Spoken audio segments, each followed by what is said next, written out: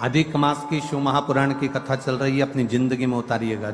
और अधिक मास में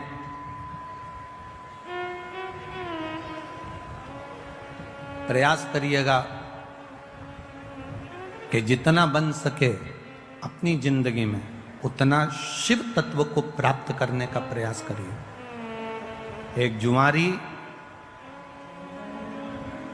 जरा सा फूल पत्ती भगवान पर फेंक देता है और वो राज सिंहासन पर जाकर बैठ जाता है। लोग कहते हैं शिव जी के पास में कुबेर का खजाना है, शंकर भगवान के पास में अपार धन है, शिव जी के पास में अपार संपदा है।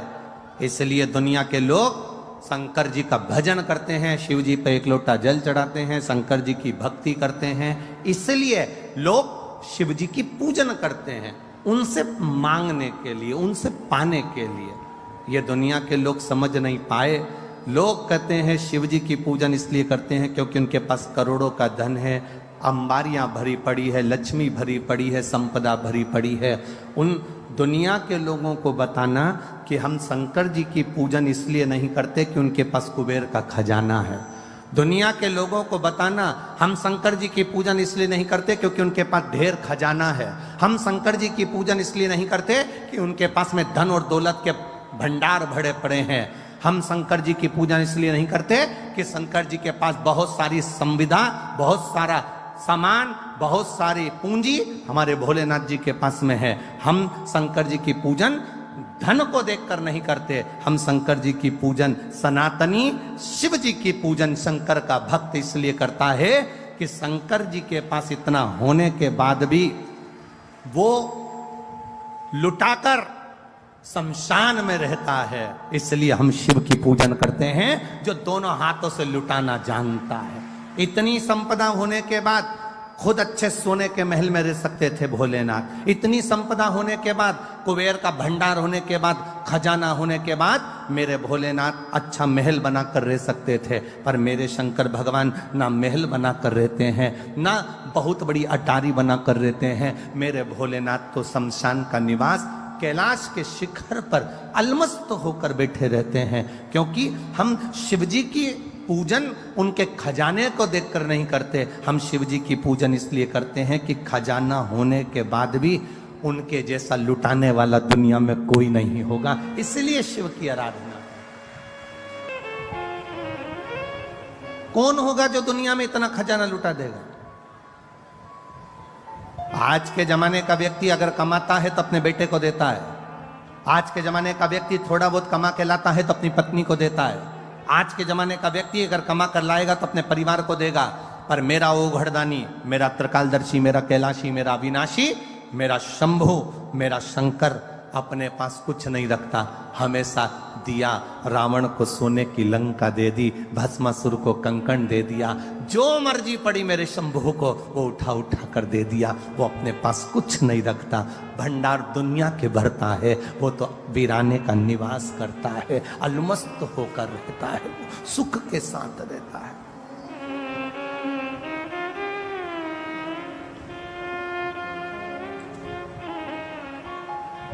कई लोग कहते हैं गुरुजी आपकी कथा में लोग इसलिए पहुंचते होंगे क्योंकि दुनिया में सब लोग दुखी हैं। जिनको दुख होगा वो आपकी कथा में पहुंचते हैं। यहां शिव महापुराण की कथा कहती है इतने बड़े बड़े पंडाल भरे पड़े हुए हैं, ये पंडाल भी पूरा भरा पड़ा हुआ है, ये पंडाल भी भरा पड़ा है, ये पंडाल भी भरा पड़ा है, सामने का भोजन पंडाल भरा पड़ा है, उसके पास में एक पंडाल और लगा वो भरा पड़ा है। और ग्राउंड में जितने बैठे हैं इनसे पूछना क्या इनको दुख है, इनसे पूछना क्या इनको तकलीफ है। ध्यान देना, जिसके घुटने में तकलीफ होती ना वो गाड़ी तो वहां छूट गई, पैदल पैदल चलकर धक्के खाते खाते 1 किलोमीटर आधा किलोमीटर तक यहां नहीं आते।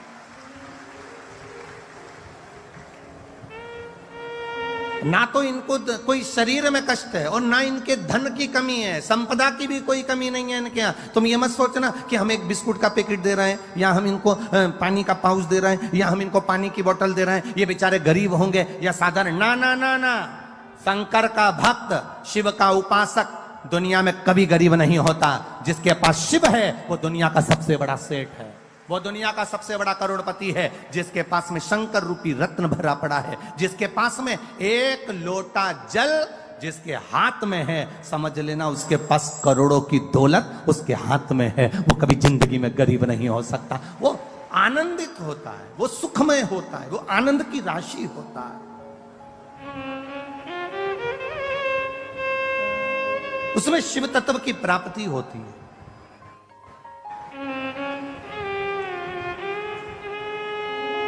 जो दुखी होता है, लोग कहते हैं किसी को दुख होगा ना इसलिए कथा में पहुंचेंगे। ना ना ना, अरे दुख होता तो कथा में आते।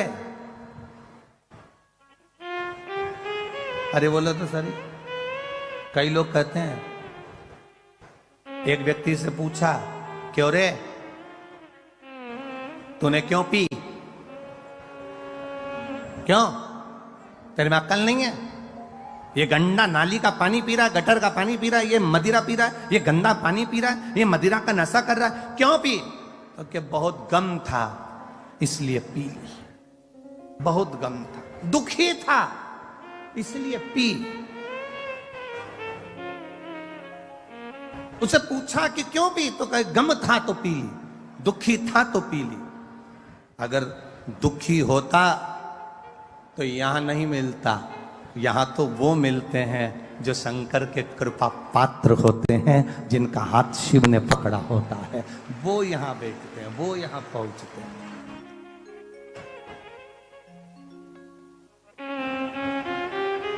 वो शिव तत्व है, अवघड़ी है। तेरी कृपा बिना न हिले एक भी लेते श्वास, तेरी कृपा से तनो तनो। बखान क्या करूं मैं राखों के ढेर का, चपटी बहुत में खजाना कुबेर का। हे गंगाधार मुक्ति द्वार ओमकार तू, बोले ओमकार तू। आयो शरण तिहारी शंभु तार तार तू।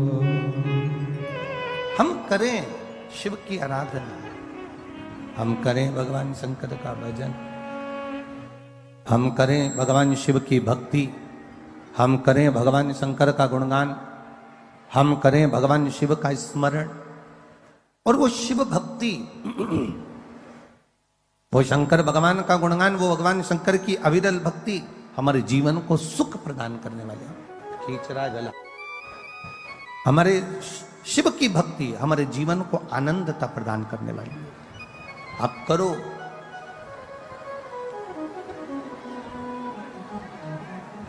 ब्रह्मदेव भगवान विष्णु जी से कह दिया, तुम्हारे पिता कौन है?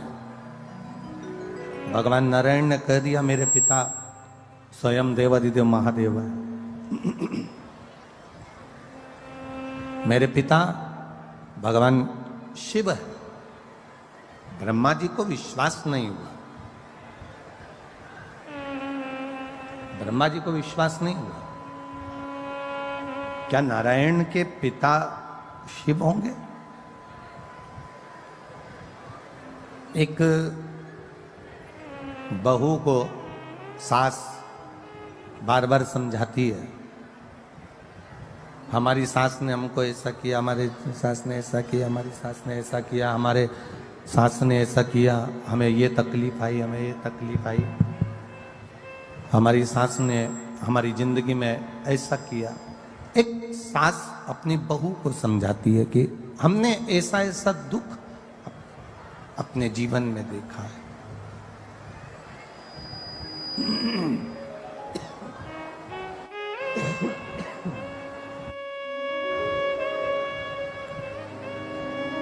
हमने ऐसा ऐसा दुख अपने जीवन में देखा है। हमारी सास का जो स्वभाव था, हमारे सास का जो स्वभाव था वो बड़ा कठिन था। बड़ा कठोर स्वभाव। भगवान नारायण ने ब्रह्मा जी से कहा, भगवान नारायण ने ब्रह्मदेव से कहा कि मेरे जो पिता है ना भगवान शिव, वो साधारण नहीं है। ब्रह्मा जी ने भगवान विष्णु जी से कहा, अगर आप कहते हो कि शंकर भगवान आपके पिता हैं, भगवान ब्रह्मा जी कह रहे हैं अगर आप कह रहे हो कि भगवान शिव आपके पिता हैं, भगवान देवादिदेव महादेव आपके पिता हैं, तो ये तो बड़ी आश्चर्य की बात है, बड़ी विचित्र बात है। तो भगवान विष्णु ने कहा, क्यों आपको भरोसा नहीं है क्या, आपको विश्वास नहीं है क्या कि शिव मेरे पिता हैं? ये आपको भरोसा नहीं है, ये आपको विश्वास नहीं है? नहीं नहीं। एक किसी के घर में घुसना और एक किसी के दिल में घुसना, एक घर में प्रवेश करना और एक हृदय में प्रवेश करना बड़ा कठिन है।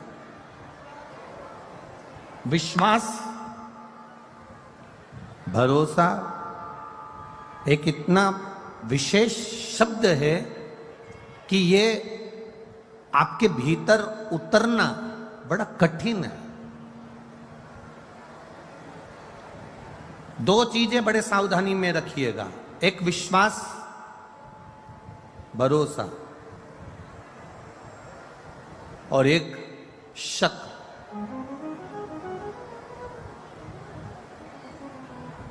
ये दो चीजें बड़ी ध्यान रखने वाली बात है। एक विश्वास, भरोसा, दूसरा है शक, दूसरा है शक करना। ये दो चीजें बड़ी विचित्र है। हर किसी व्यक्ति पर शक भी मत करो, क्योंकि हो सकता है कि वो ठीक हो और आप अपने मन से गलत सोच रहे हो। कोई जरूरी नहीं कि तुमने सोचा वो व्यक्ति वैसा निकल जाए। दूसरा नंबर पर है विश्वास, भरोसा इतनी जल्दी मत करना। एक शक भी इतनी जल्दी मत करना और एक भरोसा भी इतनी जल्दी मत करना। कोई तुमसे मीठी बात करे, बहुत प्रेम की बात करे, और तुम एकदम विचार कर लो कि यही पूरा, इस पे पूरा भरोसा, इस पे पूरा आपका दृढ़ता है। ना ना ना ना, शिव महापुराण की कथा कहती है दो चीजें थोड़ा सा कंट्रोल रखकर चलें, एक शक पर और एक विश्वास पर।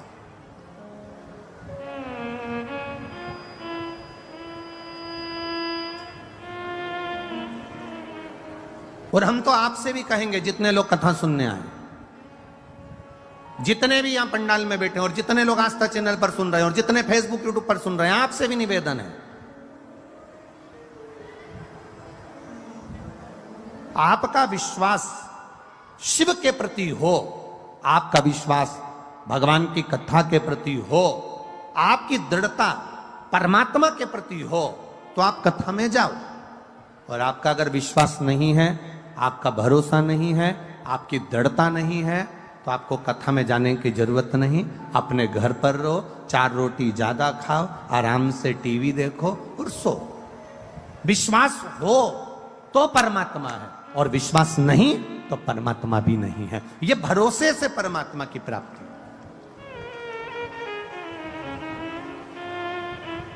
एक विश्वास के साथ अगर आप भगवान की भक्ति कर रहे हो, एक दृढ़ता के साथ आप भगवान का भजन कर रहे हो, एक विश्वास के अनुकूल आप भगवान की भक्ति को धारण कर रहे हो, आप विश्वास के साथ परमात्मा का भजन कर रहे हो, तो ये मानकर चलना कि परमात्मा तुम्हारे साथ में है। और अगर विश्वास नहीं है, भरोसा नहीं है, दृढ़ता नहीं है, तो गए। सती मैया का भोलेनाथ जी पर विश्वास डिग नहीं पाया, सती मैया का भोलेनाथ जी पर भरोसा पूर्ण नहीं हो पाया। सती जी ने शंकर भगवान से कह दिया, आप कह रहे हो कि ये राम है, आप कह रहे हो कि ये परमात्मा है, और ये तो अपनी पत्नी के लिए रो रहा है। अगर ये अपनी पत्नी के लिए रो रहे हैं तो ये परमात्मा नहीं हो सकते। ये माता सती भगवान देवादिदेव महादेव से कर रही है, जिनके साथ रह रही हैं, जिनके सम्मुख हैं, उसके बाद भी उनका विश्वास, उनकी दृढ़ता, उनका भरोसा पक्का नहीं हो पाया, और उन्होंने कह दिया कि ये परमात्मा नहीं हो सकते। तो भगवान ने कह दिया, जाके परीक्षा लेकर आ जाओ, जाओ जाकर परीक्षा ले लो। और सती मैया परीक्षा लेने के लिए गई। सती माता परीक्षा लेने के लिए जब गई, सीता जी का रूप रखकर उन्होंने परीक्षा ली और भोलेनाथ जी को यह ठीक नहीं लगा, विश्वास टूट गया।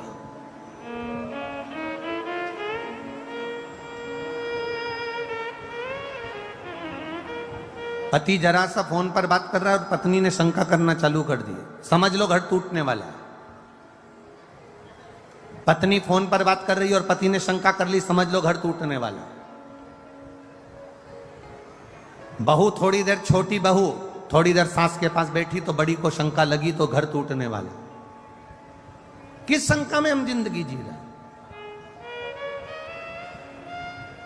अरे भाई, शिव कथा कहती है, अब सौंप दिया इस जीवन का सब भार तुम्हारे हाथों में, हे हार तुम्हारे हाथों में और जीत तुम्हारे हाथों में। आपने अगर भरोसा करा है तो परमात्मा तुम्हारे साथ कदम से कदम मिलाकर चल रहा है। अगर तुम्हारा विश्वास दृढ़ है तो परमात्मा तुम्हारे साथ चल रहा है। एक विश्वास और एक शंका, एक शक, ये दो चीजें बड़ी सावधानी की है। विश्वास भी सावधानी का है और शक भी सावधानी का।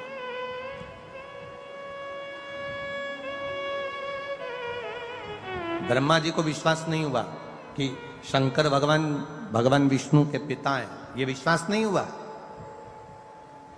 दुनिया के लोगों को भी विश्वास नहीं हुआ था क्या शंकर जी पे एक लोटा जल चढ़ाने से सारी समस्या का हल हो जाता है? दुनिया के लोगों को भी विश्वास नहीं हुआ था क्या बेलपत्र खाने से शुगर और बीपी का लेवल बराबर हो जाता है? एक बेलपत्र शंकर जी पे चढ़ी हुई खाने से क्या थायराइड ठीक हो सकता है? विश्वास नहीं था लोगों को। क्या एक बेलपत्र खाने से सोरासिस की बीमारी ठीक हो सकती है? लोगों को विश्वास नहीं था। क्या एक शंकर भगवान की आराधना करने से क्या 20 साल में, 25 साल में, 10 साल में, 8 साल में, 15 साल में गर्भ ठहर सकता है? विश्वास नहीं था लोगों। एक बहन ने तो अपने पत्र में लिखा है, ये मुकाम सुदामापुरी, पोस्ट गंजू ढूंढवारा, गंज ढूंढवारा, ठीक है, यही है ना?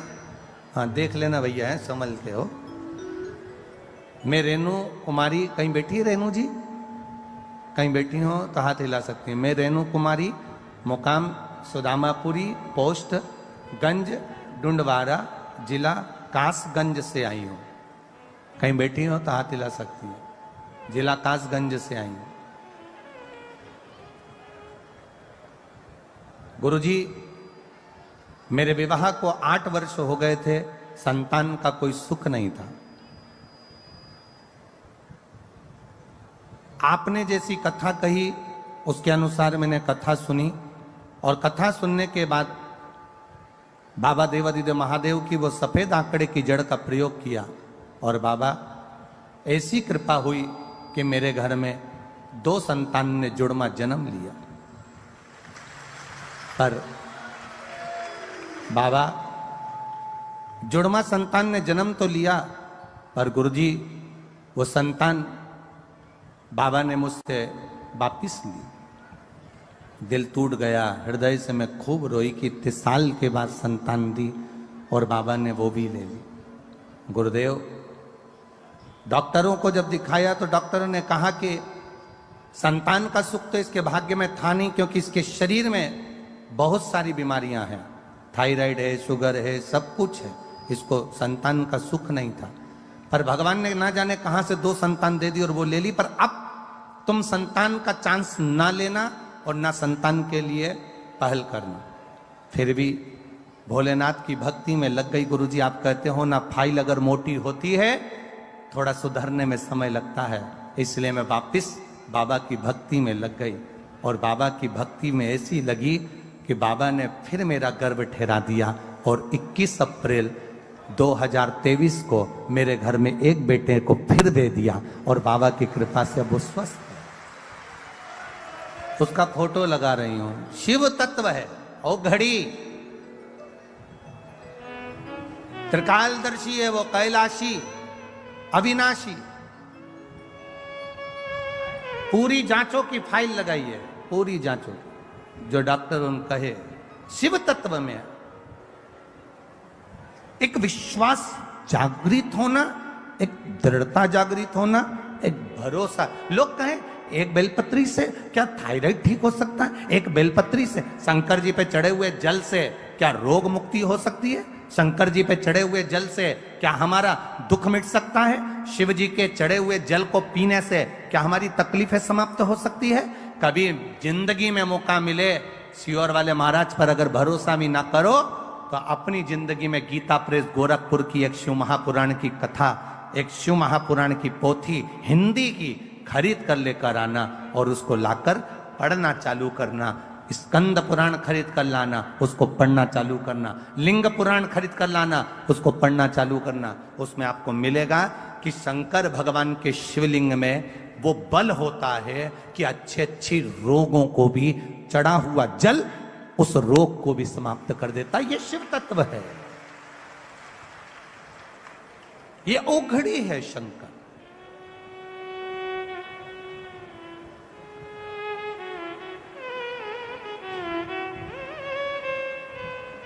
ये आप लोग सुनने बैठे हो कथा, बहुत देखिए, बहुत मैनपुरी वालों बड़े बड़े भाव से आप लोग कथा करवा रहे हो और बड़े भाव से आप अधिक मास के महीने में सुन रहे हो। एक विचार करिएगा कि किसी का मन कथा में लग भी जाएगा और कोई ऐसा होगा जिसका मन कथा में नहीं भी लगेगा।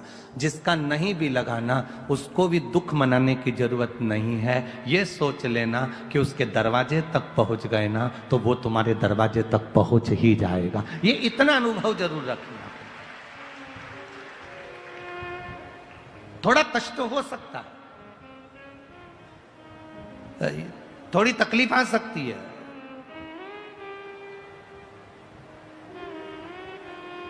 हम कल भी कथा में कहे थे कि वीआईपी जगह से आने के लिए आप कार्यकर्ता से झगड़े नहीं, वीआईपी जगह से आने के लिए आप प्रशासन से कुछ बोले नहीं, वीआईपी जगह से आने के लिए आप कुछ ना करिए। आपसे निवेदन, आप तो ऐसी जगह जाकर बैठ जाओ जहां कोई नहीं बैठा। उस जगह पर बैठकर भी अगर माइक की आवाज तुम्हारे कानों में आ रही है, जब उठो तो वहां की भूमि को केवल मस्तक से लगाकर प्रार्थना कर कर चले जाना। अब तुझे संभाल, अब तुझे संभाल लेना, अब तुझे देख लेना। अब मैं क्या बोलूं, मैं क्या देखूंगा।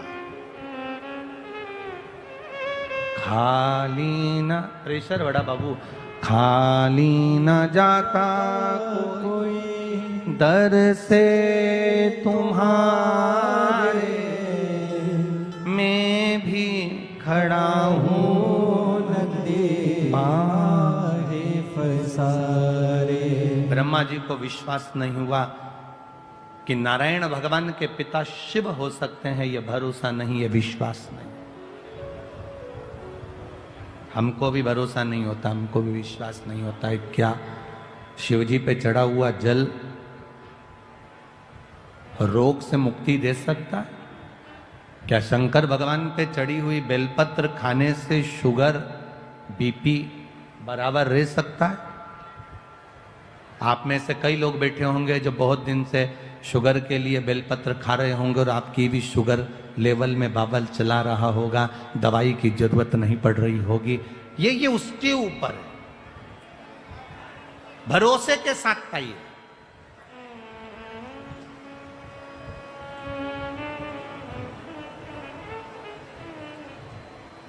एक बात आपसे पूछें, कभी कभी ऐसा होता है, कभी कभी आपका बुखार नहीं उतरता, कभी कभी आपके शरीर का कष्ट नहीं जाता और तुम डॉक्टर के पास पहुंची ना, और डॉक्टर के पास जाने के बाद तुमने डॉक्टर सामने तुम्हारा हाथ पकड़ा और उन्हें आला लगाया और आला लगाकर तुम्हें चेक करा और तुमसे पूछा क्या क्या तकलीफ हो रही है और तुमने कह दिया साहब मेरे को भोजन नहीं भारिया है और मेरा पेट मरोड़ होता है और तकलीफ होती है और मेरी सांस लेने में दिक्कत हो रही है और सर्दी बहुत रहती है और फेफड़े में कब जमा होता है, मैं बहुत तकलीफ में हूं। तुमने सब कुछ डॉक्टर को कह दिया, जितना कह सकती थी कह दिया। अब क्या हुआ? डॉक्टर ने गोली दी और गोली तुम कब जाकर खाओगे? घर जाकर। पर ईमानदारी से बोलना, गोली तुम घर पर जाकर खाओगे, गोली खाने के बाद वो असर करेगी, पर तुम डॉक्टर के पास जब पहुंची, जब कैसी हो रही थी, एकदम लुस्त, एकदम ऐसी हो रही थी जैसे मर जा रही, एकदम पड़ी है। और डॉक्टर के यहां पहुंची, पहुंचने के बाद उसने देखा, तुमने उसको सब बता दिया, उसने गोली लिख दी। उसके बाद में तुम जब डॉक्टर के यहाँ से वापस जाती हो, गाड़ी में बैठ कर गई, तब तक तुम्हें इतनी अच्छे लगने लगता है कि मैं थोड़ी थोड़ी ठीक हो गई। केवल डॉक्टर ने नब्ज देखी, केवल डॉक्टर ने तुमसे पूछा, केवल डॉक्टर ने तुमको चेकअप करा, केवल डॉक्टर ने अभी तो गोली लिखी और खाई भी नहीं, अभी तो घर जाएगी खाएगी, उससे पहले ही घर आते से ही 2 घंटे के अंदर तो तन-तनाट एकदम बढ़िया हो गई। अभी तो गोली खाई नहीं, गोली तो खाना खाएगी फिर खाएगी, पर उससे पहले तो ठीक हो गई। अर्थात कारण क्या था? क्या डॉक्टर के हाथ में क्या जादू था? क्या डॉक्टर के हाथ में कोई ऐसी एनर्जी थी जिससे तो ठीक हो गई? ना ना ना, शिव पुराण कहती है डॉक्टर के पास जाकर तुमने अपने दिल का जो गुब्बार था, अंदर की जो बात थी, जो जो तकलीफ हो रही थी, वो सारी तकलीफ तुमने डॉक्टर से कह दी, कहकर तुम हल्के हो गए, इसलिए तुम ठीक हो गए। तुम अपने दिल की बात भगवान से कहकर हल्के हो जाते हो। आप अपने मन की बात, अपने हृदय की बात, अपने दिल की बात, अपने भीतर की बात परमात्मा से कहो, हल्के हो जाए। भोला सब दुख काटो हमारा, ओ भोला सब दुख काटो हमारा, कहकर हल्के हो जाए।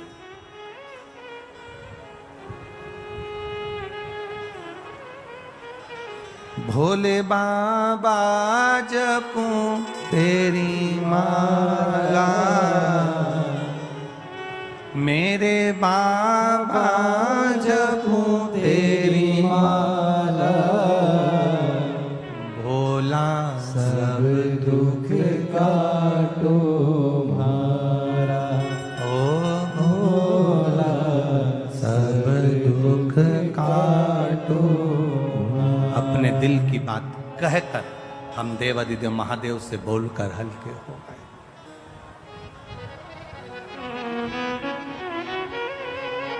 शिव से कहा, ठीक। एक बेटी ने पत्र में लिखा है,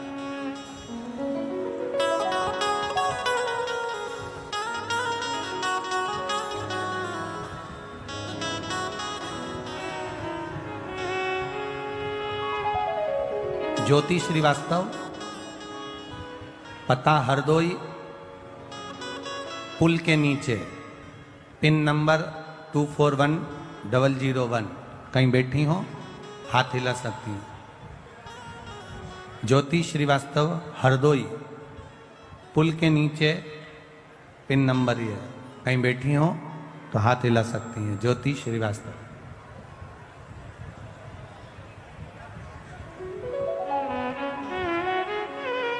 बाबा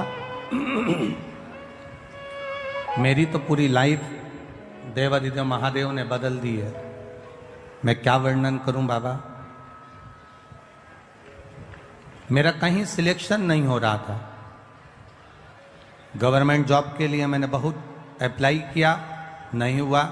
तब बाबा की कृपा से मेरा स्वास्थ्य विभाग में सिलेक्शन हो गया। मैं बाबा को यहाँ प्रणाम करने के लिए आई हूँ। गुरुदेव,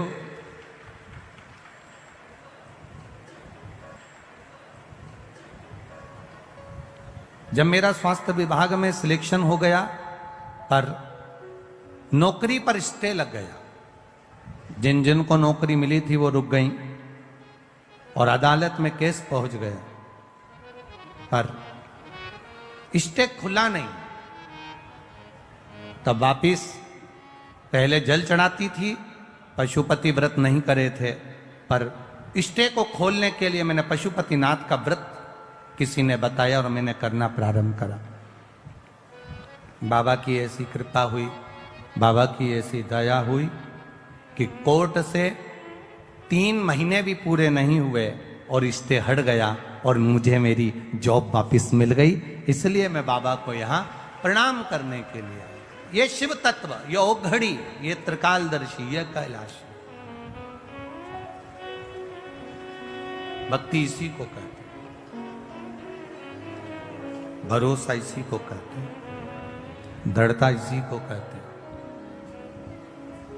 सब कुछ छूट जाए, सब कुछ चले भी जाए, तो तुम्हारी दृढ़ता, तुम्हारा भरोसा, तुम्हारा विश्वास जाना नहीं चाहिए।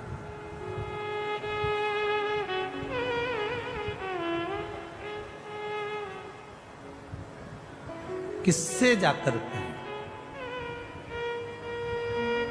ब्रह्मा जी कह रहे हैं कि भगवान विष्णु से कि आपके पिता शिव जी हैं, नारायण आप कह रहे हो कि आपके पिता शंकर जी हैं, और पर मेरा विश्वास नहीं कहता कि आपके पिता शिव जी होंगे। तो भगवान नारायण ने पूछा कि ब्रह्मा जी तुम कैसे कह सकते हो कि मेरे पिता शंकर जी नहीं है? तुम कैसे कह सकते हो? तब तुम बोल कैसे सकते हो कि मेरे पिता शिव नहीं है? कहा मुझे एक कारण से लगता है। क्या कारण है? कहा अगर शंकर जी आपके पिताजी होते तो उनके पास में तो ढेरों संपदा होती, क्योंकि आपके चरणों में लक्ष्मी पड़ी हुई है।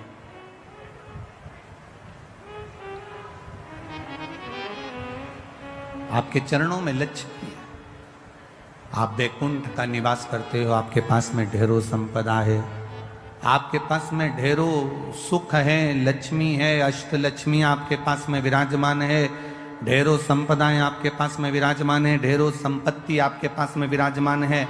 और आपके पिताजी भगवान देवादिदेव महादेव को देखो तो कैलाश पर रह रहे हैं, शमशान में रह रहे हैं। उनके पास में क्या है? गले में सांप पड़ा हुआ है, धतूरा रखा हुआ है, बेलपत्र रखी हुई है, गंगा जी का जल रखा हुआ है, मुंडों की माला, रुद्राक्ष की माला, केवल यही उनके पास में।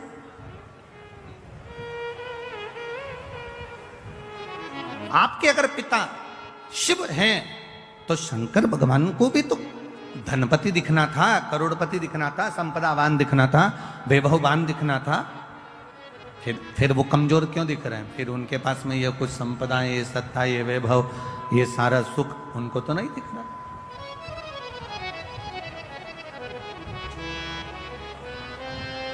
भगवान नारायण ने भगवान ब्रह्मा जी से कहा, भगवान नारायण भगवान ब्रह्मा जी से कहते हैं कि ब्रह्मा जी तुम समझ नहीं सकते कि शिव है क्या।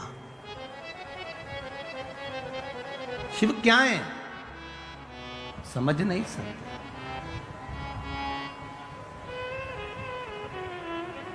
अरे तेरा ही दिया मैंने खाया पिया है, तेरा शुक्रिया है, तेरा शुक्रिया है, मुझे भोले बाबा ने बहुत दे दिया है, तेरा शुक्रिया है, तेरा शुक्रिया है।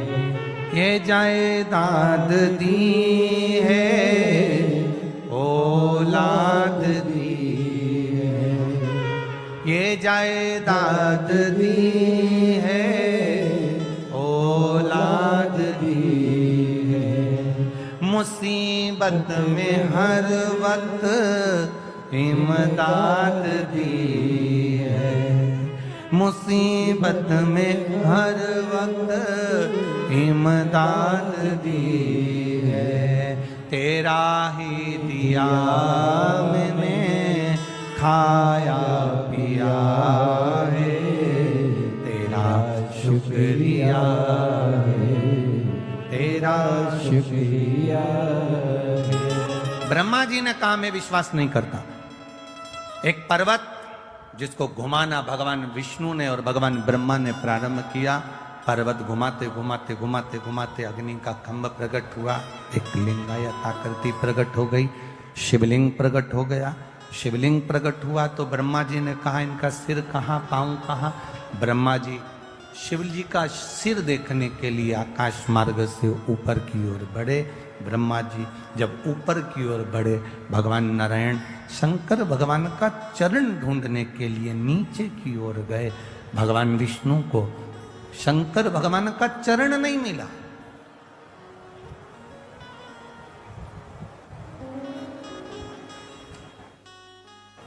ढूंढ रहे हैं। भगवान विष्णु वापिस आ गए। ब्रह्मा जी से कह दूंगा चरण नहीं मिला, वापिस। और कितनी विद्वत्ता है मेरे नारायण में, कितनी विद्वत्ता भरी है मेरे भगवान विष्णु में। वो शंकर जी के चरणों को ढूंढने के लिए गए। और ब्रह्मा जी की विद्वत्ता देखिए, वो शीश ढूंढने के लिए गए। सार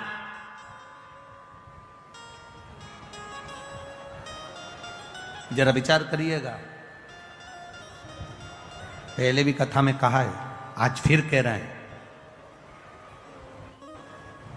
पहले के समय में इतना बड़ा क्रीम का डब्बा आता था, ऐसा गोल मुंह का बड़ा सारा। उसमें से ऐसे क्रीम निकाल लो और अपने चेहरे पे लगा लो और डब्बा बंद कर दो। आज के जमाने में बड़े मुंह के डब्बे बंद हो गए। इतना बड़ा ट्यूब जैसा डब्बा आता है, पैकेट आता है ट्यूब का, और उसमें ऐसा ढक्कन लगा रहता है छोटा सा। उसको खोल लो और उसमें नीचे से उसको थोड़ा सा दबाओ, दबेगा तो ट्यूब बाहर आ जाएगा, निकालो और लगा लो। पहले इतना बड़ा डब्बा आता था, इसमें ऐसे उंगली डाल के निकालना पड़ता था। अब क्रीम जैसा आता है ऐसा लंबा, उसको बस ढक्कन खोल के नीचे से दबाओ और वो क्रीम निकल के बाहर और अपने चेहरे पे लगा दो। कितनी ज्ञान की बात इस डब्बे में और इस क्रीम में है। डब्बे में और क्रीम में कितनी ज्ञान की बात है। यहां क्रीम को नीचे से दबाओगे तो ऊपर से क्रीम बाहर आ जाता है। उसी तरह माता पिता के चरण जब तुम दबाओगे तो मुख से आशीर्वाद बाहर आ जाता है। ये शिव तत्व कह रहा है। बोल बम का नारा है। जब दबे नीचे से चरण, क्रीम बाहर, थोड़ा सा ट्यूब दबाया, ट्यूब बाहर।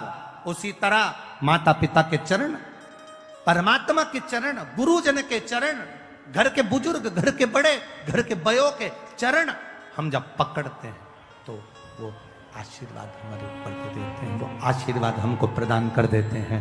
वो आशीर्वाद हमको दे देते हैं, देते।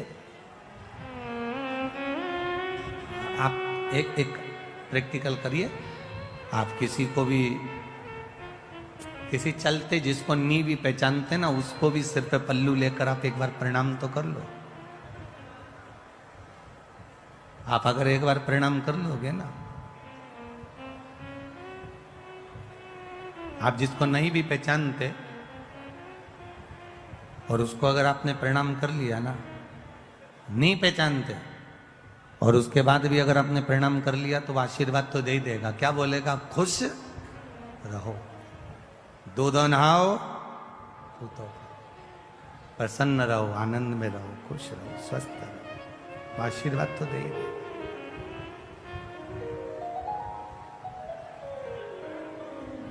अब जरा विचार करिए, प्रणाम करने का फल कितना है, नमन करने का फल कितना है।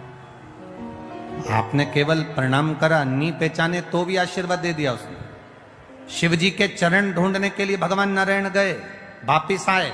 ब्रह्मा जी गए, शीश नहीं मिला, गौ माता को लेकर आ गए, केतकी के फूल को लेकर आ गए, दोनों को लेकर सामने खड़े हो गए। भगवान विष्णु से पूछा कि चरण मिला? भगवान नारायण ने कह दिया नहीं मिला। शंकर भगवान के सामने भगवान नारायण ने एक शब्द सत्य का बोल दिया, इसलिए उनका नाम सत्य नारायण पड़ गया। और जो सत्य का संबोधन कहा तो शिव जी प्रसन्न होकर कह दिए, नारायण मुझे जो सबसे ज्यादा प्रिय है, सबसे ज्यादा पसंद है, वो सत्य तुमने मेरे सामने बोला है, इसलिए आज से तुम सत्य नारायण भगवान बनकर पूजाओगे। सारी दुनिया में तुम्हारी कथा सत्संग संकीर्तन होगा, तुम सत्य नारायण कहलाओगे। और उनका नाम सत्य नारायण हो गया, सत्य नारायण।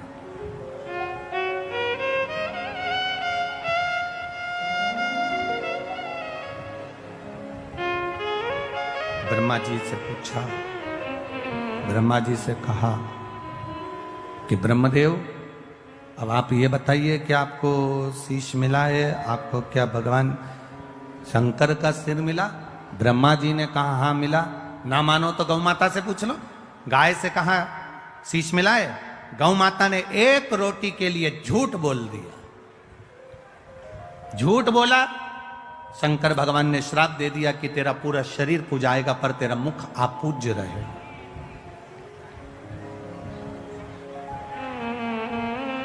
केतकी के पुष्प ने झूठ बोल दिया, शिव जी ने कह दिया सारे पुष्प मुझ पर चढ़ेंगे, मुझ पर कांटे भी चढ़ेंगे, पत्तियां चढ़ जाएगी, जहरीले से जहरीला फूल मुझ पर चढ़ जाएगा, पर सुन केतकी तू कभी मुझ पर नहीं चढ़े। श्राप दे दिया। फिर भी ब्रह्मा नहीं माने तो आखिरी में ने फिर झूठ कह दिया। शिव जी ने पांव के अंगूठे से नख तोड़कर फेंका और फेंकते से ही काल भैरव को प्रकट करा। काल भैरव ने नख से ब्रह्मा जी का एक सिर काट दिया।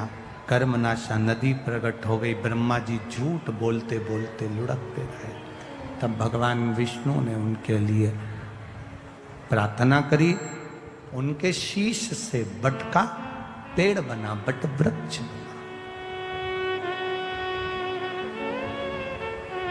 एक विचार करिएगा जरा भीतर से अपने।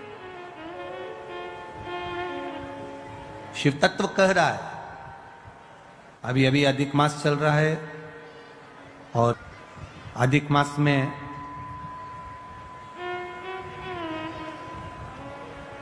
प्रयास करिएगा कि जितना बन सके अपनी जिंदगी में उतना शिव तत्व को प्राप्त करने का प्रयास करिए। एक जुआरी जरा सा फूल पत्ती भगवान पर फेंक देता है और वो राज सिंहासन पर जाकर बैठ जाता है। किसको मारने के लिए? अधिक मास कौन है? हम ज्यादा इसका प्रसंग आपको नहीं कहेंगे कि किसको मारने के लिए। केवल हिरण्यकशिपु का संहार करने के लिए नरसिंह अवतार भगवान ने लिया था। वो नरसिंह अवतार लेने के लिए हिरण्यकशिपु ने वर मांगा था, ना नीचे मरूं, ना ऊपर मरूं, ना अंदर मरूं, ना बाहर मरूं, ना अस्त्र से मरूं, ना शस्त्र से मरूं, ना दिन में मरूं, ना रात में मरूं, ना नर से मरूं, ना परशु से मरूं और ना ही मैं 12 महीने में मरूं।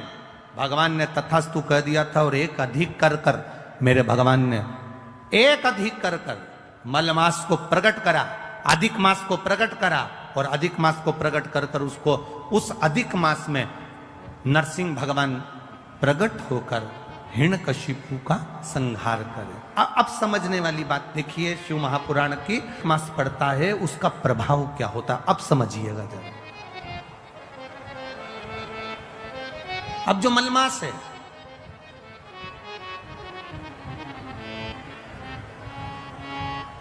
इसको मलमास कहते हैं। एक अधिक हो गया, 12 महीने से एक अधिक हो गया मलमास।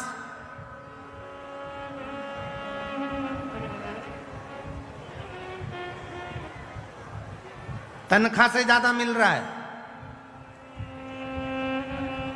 कभी कभी 40,000 रुपए तुम्हारी तनख्वाह है और 40,000 रुपए से ज्यादा कहीं से कमाकर कोई लेकर आया और अपनी पत्नी को दिया और पत्नी पूछ ले जी ये कहां से आया, तो ये समझ लेना कहां से आया हो, स्मरण में रहिएगा। 12 महीने से ज्यादा हो गया, मलमास है। कोई भी देवी देवता इसको स्वीकार नहीं कर रहा था। एक भी देवता ने मलमास को सम्मान नहीं दिया। जहां से 12 महीने तो लोग सम्मान देते हैं, पर मलमास को कोई सम्मान देने को तैयार नहीं हुआ। मलमास रोता था, देवताओं के पास जाता था, प्रार्थना करता था, मेरा कल्याण करिए, मैंने नरसिंह अवतार धारण करा है, नरसिंह अवतार हुआ है मेरे मास में, तुम कृपा करो। मलमास को कोई नहीं पूछता, सब ईर्ष्या करते, सब नफरत करते, सब उसको पूछते नहीं। तब आखिरी में देव ऋषि नारद ने कह दिया, तुम एक काम करो मलमास, तुम शंकर की आराधना में लग जाना। क्या होगा उससे? मलमास कह रहा है, अगर मैं इतने समय से कर रहा हूं, कई साल निकल गए पर अभी तक भगवान ना मिले, अभी तक मुझे मेरा आदर ना हुआ, अभी तक मेरा सत्कार ना हुआ, और तुम कह रहे हो कि सावन के महीने का इंतजार करो। श्रावण का महीना जब आएगा तुम शिव की आराधना करना, शंकर भगवान तुम्हारा आदर भी कराएंगे, सम्मान भी कराएंगे। जो तुमको आज तक नहीं मिला वो देव अधिदेव महादेव तुमको दिला सकते हैं, वो दुनिया में कोई नहीं दिला सकता। जो शिव दिलाएंगे, जो घरदानी दिलाएंगे, वो कोई नहीं दिला सकता। करो सम्मान। मलमास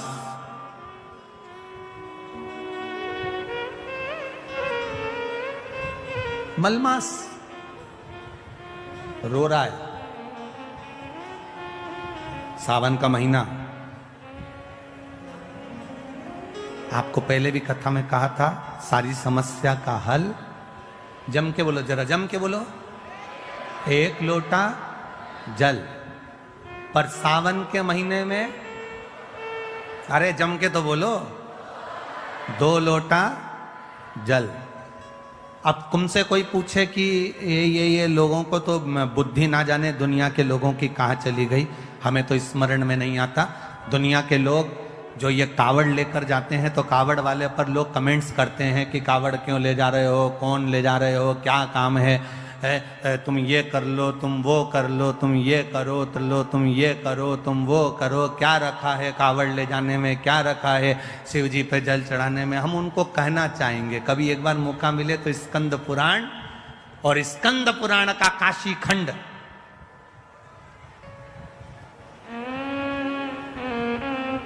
कभी मौका मिले तो स्कंद पुराण पढ़िएगा और स्कंद पुराण का काशी खंड पढ़िएगा। और कभी मौका मिले तो भगवान शिव के प्रागट्य की ये कथा, ब्रह्मा और विष्णु के घर्षण की कथा का स्मरण करिए, कभी मौका मिल जाए। कितना सुंदर कहा। मलमास जिसको लोग छोड़ दिए, अपशब्द कह दिए, ताने देते हैं, आड़ा टेढ़ा बोलते हैं, वो मलमास सावन के महीने में 2 लोटा जल लेकर शिव जी की भक्ति में बैठ गया। शिव की भक्ति, आराधना कर रहा है, शिव जी की भक्ति कर रहा है, आराधना कर रहा है। 2 लोटा जल हाथ में लेकर बैठा है, आराधना कर। सावन का महीना पूर्ण होने वाला है और मलमास भगवान शिव की भक्ति में लगा तो शंकर जी के नेत्र खुल गए। शिव जी ने जाकर पूछ लिया, भगवान देवाधिदेव महादेव ने जाकर, भगवान शंकर ने जाकर पूछ लिया, आखिर बात क्या है। मलमास नेत्र बंद कर हाथ में जल लेकर बैठा, शिव जी को समर्पित करने के लिए शंकर की भक्ति में डूबा था, शिव नाम की भक्ति में तल्लीन।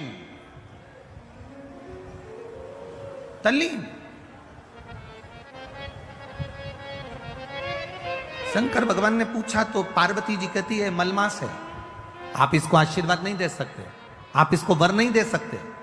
शंकर भगवान ने पूछा आखिर कारण क्या है, कब हुआ ये, तो कहा हिरण्यकशिपु को मारने के लिए 1 महीना अधिक करा था, 1 महीने को आगे बढ़ाया था। ये मलमास, ये अधिक मास 1 महीना आगे बढ़ा हुआ है, इसलिए लोग इससे नफरत करते हैं। शंकर भगवान ने कहा तो क्या हुआ, चिंता मत कर।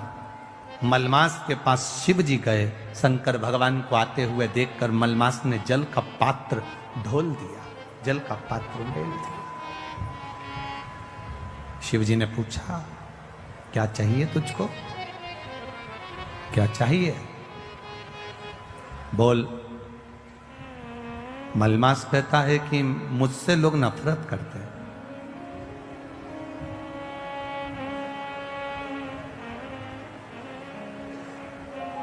देखो, राहु भी शिव की आराधना करता है, चंद्र भी शिव की आराधना करता है।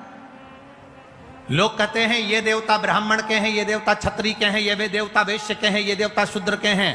शिव महापुराण की कथा कहती है दुनिया के लोगों ने देवताओं को भले बांट लिया हो। कोई न कह दिया राम जी क्षत्रिय है, तो कोई कहे भगवान कृष्ण ये है, तो कोई कहे भगवान ये है। पर शिव महापुराण की कथा कहती है शंकर की आराधना करने वाला ब्राह्मण हो, क्षत्रिय हो, वैश्य हो, शूद्र हो, भगवान शिव को यह मतलब नहीं है। शंकर जी तो ये जानते हैं कि उसके हृदय में भाव कितना है और मुझे इसकी झोली में देना कितना है। ये शिव तत्व जानता। वाला महाराज थोड़ी बहुत बात अगर अच्छी बोला है तो प्रैक्टिकल जरूर करना। 2 पौधे अपने घर में लगाना, 2 पौधे घर में लगाना।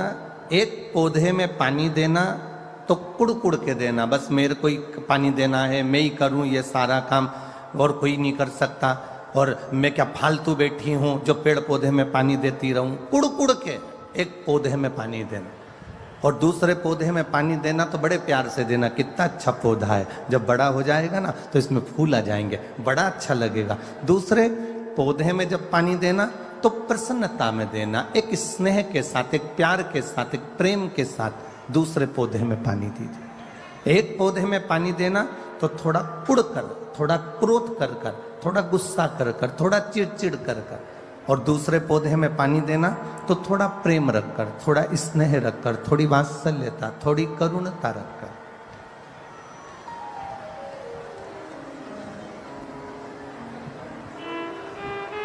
बीच में आवाज नहीं है, पंडाल के बीच में।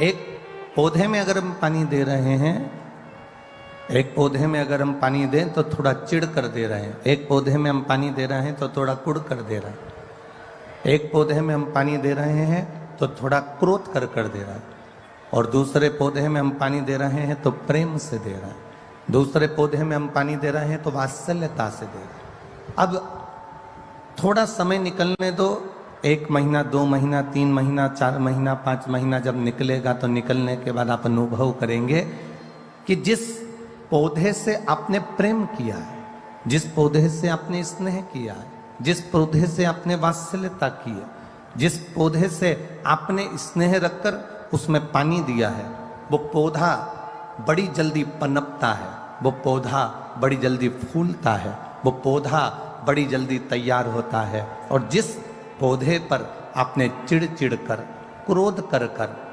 गुस्सा कर कर उस पौधे में पानी दिया है, वो पौधा इतनी जल्दी वृद्धि नहीं कर पाता है, वो बढ़ नहीं पाता है। ये हमारा अनुभव है। अब घर में सारा सुख है, वो कहते हैं ना, घर में सोफा सेट है, हीरे का सेट है, चांदी का सेट है, डिनर सेट है, ड्राइंग सेट है, बस आदमी अपसेट है, बाकी का सब कुछ है। अब जरा विचार करिए कि ये सब कुछ, ये सब कुछ आनंद, ये सारा सुख, आपके घर में दुकान भी है, व्यापार भी है, व्यवसाय भी है, सब कुछ है, आपके घर में सब कुछ भरा पड़ा हुआ है, पर उसके बाद भी घर में शांति नहीं है, घर में रत्ती भर भी एक सुख नहीं है, घर के अंदर थोड़ा बहुत भी आनंद की अनुभूति नहीं है। कारण क्या है? क्या कारण हो सकता है ऐसा? ऐसा कारण है क्या? तो कभी अनुभव करिएगा कि हम जो काम कर रहे हैं, हम जो कार्य में लगे हुए हैं, हमारे मन का जो वाइब्रेशन है, हमारे मन का जो तरंग है, हमारे मन की जो सोच है, वो ठीक नहीं बैठ पा रही। घर में रोटी बनाने वाली बहू बना रही है, घर में जेठानी रोटी बना रही है, देवरानी रोटी बना रही है, बहू रोटी बना रही है, उसका वाइब्रेशन से मतलब है एक बहू आई, उसने दाल रख दी, दूसरी बहू आई, उसने कुकर को उतार दिया। तीसरी बहू आई, उसने दाल को छोक दिया। चौथी आई तो मिर्ची काट के चली गई। पांचवी आई तो वो आलू उबाल कर चली गई। छठी आई तो उसने सब्जी को बगाड़ दिया। सातवीं आई तो एक ने आटा निकाला।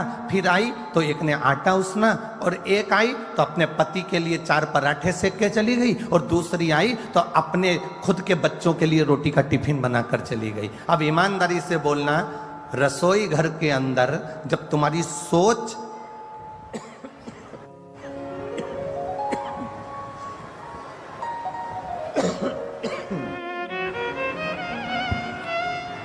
रसोई घर के अंदर जब तुम्हारी सोच ठीक नहीं है, रसोई घर के अंदर जब तुम्हारे विचार ठीक नहीं है, रसोई घर के अंदर जब तुम्हारी बुद्धि ठीक नहीं है, भोजन बनाने वाली बहुएं, बेटियां, माताएं जब भोजन बना रही हैं तो उनकी सोच केवल अपने पति को अच्छे पराठे खिला दूं, अपने बच्चों का अच्छा टिफिन बना दूं, दूसरे का मैं ऐसा काम कर दूं, और कोई ने आटा उसना, किसी ने दाल रखी, किसी ने दाल बगारी, किसी ने आलू उबाला, किसी ने खिचड़ी छोकी, ये भटकाया।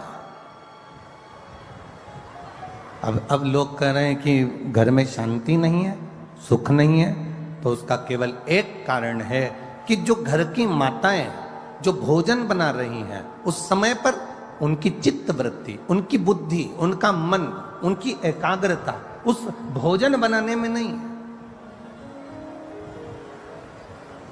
आप में से कितने लोग हैं कभी मैनपुरी में कोई मंदिर का भंडारा हुआ हो तो आप लोगों ने पूरी सब्जी खाई हो? किस किस ने खाई है? जरा हाथ उठाओ, जरा खाई है। हमने भी खाई है हो? ऐसा नहीं कि नहीं खाई, कभी अनुभव करना। वो काशी फल की सब्जी, वो कद्दू की सब्जी, और इतनी मोटी मोटी पूड़ी, इतनी मोटी पूड़ी तुम्हारे घर में कभी नहीं बनी। इतनी ऐसी सब्जी, छिलके वाले कद्दू की, काशी फल की सब्जी तुम्हारे घर में छिलके वाली कभी नहीं बनी, पर भंडारे में वो छिलके वाली सब्जी बनती है। भंडारे में वो मिक्स वेज सब्जी बनती है।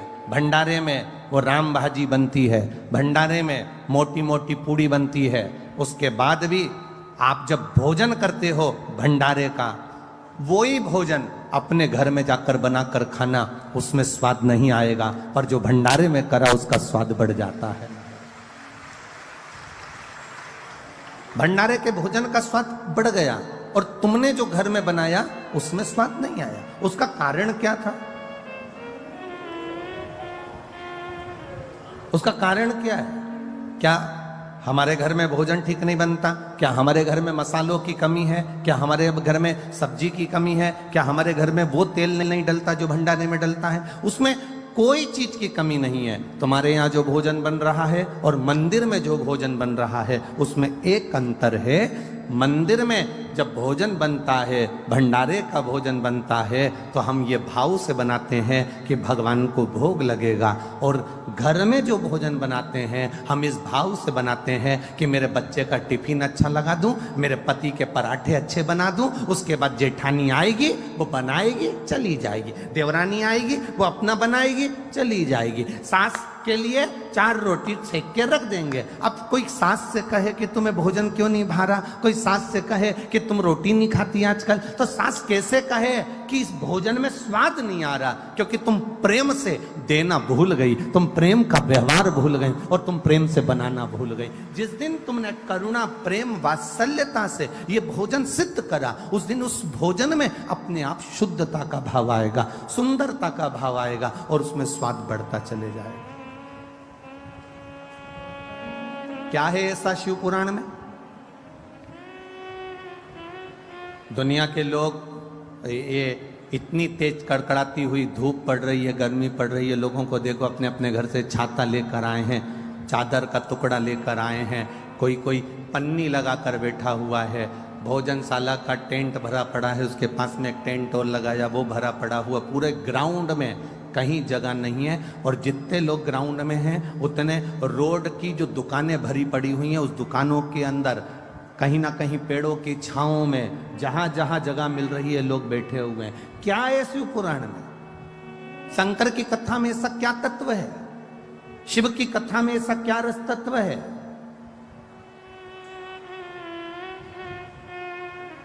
क्या मिलता है शिव महापुराण की कथा को श्रवण करने से?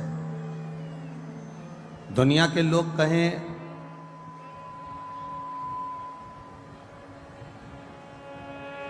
कि भगवान शंकर के पास में कुबेर का खजाना है,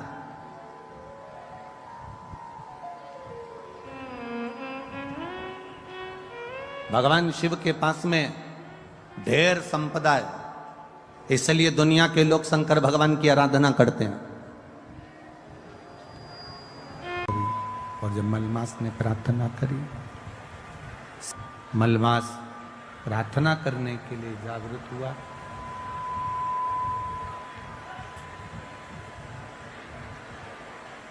शिव जी ने आके दर्शन दिए।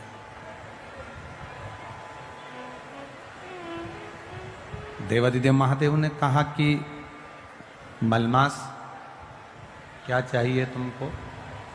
कहा प्रभु बस इतनी कृपा कर दो कि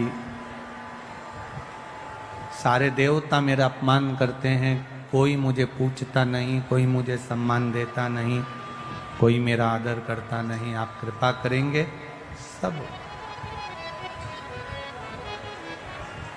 आप अगर दया करेंगे तो सब होगा। जा पर कृपा राम की होई, ता पर कृपा करे सब को। अगर आप कहेंगे तो सब कुछ हो सकता है। अब शिव जी ने कहा एक काम करो, चलो मेरे साथ, मेरे साथ चलो। भगवान नारायण के पास में लेकर चलेगा और शिव जी मलमास को भगवान विष्णु के पास लेकर जा रहे हैं। जब पहुंचे भगवान नारायण के पास में, जब भगवान विष्णु के पास में, जब भगवान नारायण के पास में जब पहुंचे, नारायण ने जैसे ही देवादिदेव महादेव को देखा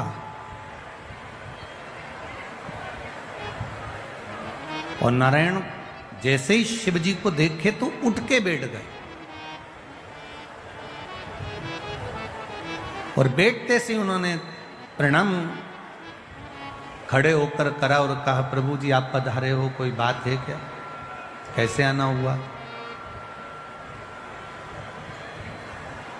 कोई बात है क्या? कैसे आना हुआ?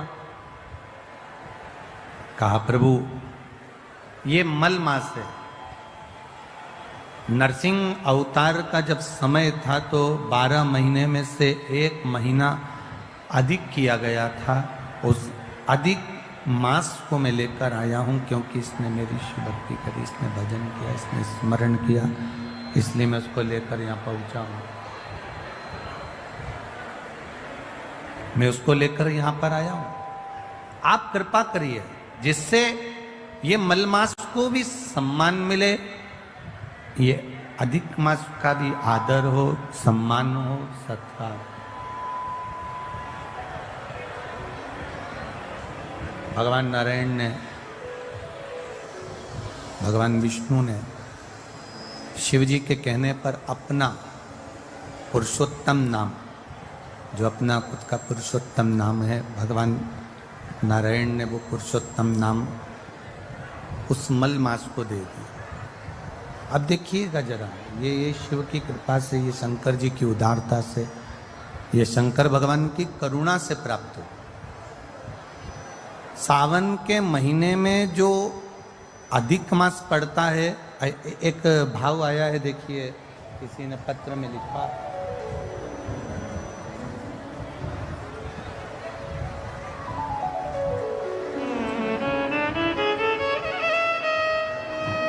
मैं रेशमा देवी श्री राम प्रकाश जी उपाध्याय, ग्राम वेदपुरा, जैतपुर, बाहा तहसील, आगरा से आई हूँ। कहीं बैठी हो तो हाथ हिला सकती हैं, जहाँ कहीं भी बैठी हो अपना हाथ हिला सकती हैं।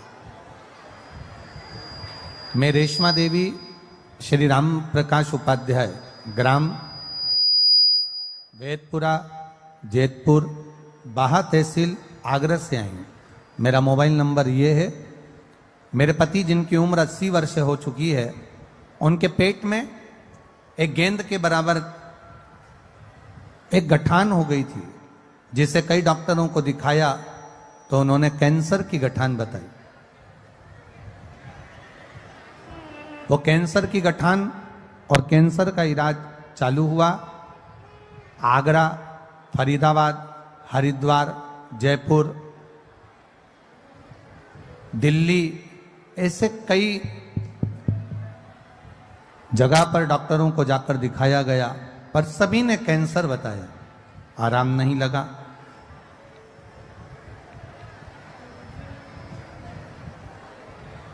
तब किसी के कहने पर शिव महापुराण की कथा सुनना प्रारंभ करा और बाबा पर 1 लोटा जल चढ़ाना प्रारंभ करा। गुरुदेव,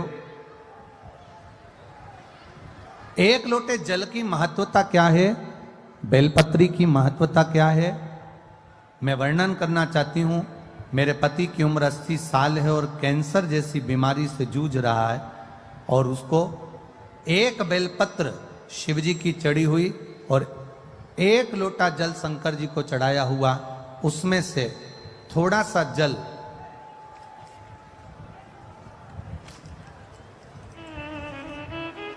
पिलाना जब प्रारंभ किया,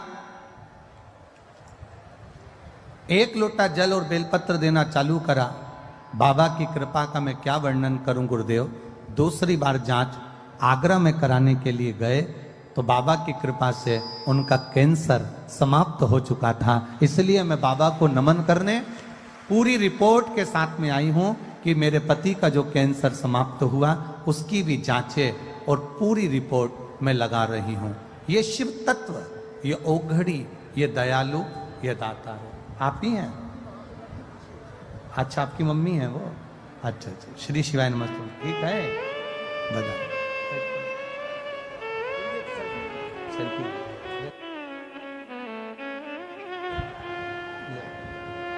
आप ही के पिताजी हैं? इन्हीं के पिताजी हैं। माताजी पीछे बैठी हैं तो आ नहीं सकती, इसलिए ये शिव तत्व। एक बार जोरदार ताली बजा। ओघड़ी है शिव, शिव ओघड़ी है। उसका भजन, उसका कीर्तन, उसका मंत्र जाप, उसका स्मरण। आज साउंड बिल्कुल ठीक नहीं चल रहा बाबू। उसका मंत्र, उसका स्मरण, उसका कीर्तन, उसका नाम जाप हमारे जीवन की सुखता देता। ये 7 जगह पर जो दिए सावन की अधिक मास में हम जो लगा रहे हैं, 7 जगह पर जो पंचदीप का जो वर्णन कर रहे हैं, ये हमारे जीवन में, हमारे घर में आने वाले दुख, तकलीफ, कष्ट, रोग, बीमारी को बाहर करने के लिए और हमारे जीवन में सुख का अनुभव करने के, आनंद का अनुभव करने के लिए। शिव कथा कहती है, भगवान शंकर का संवाद कहता है, शिव महापुराण की कथा वर्णन करती है। स्वयं शिव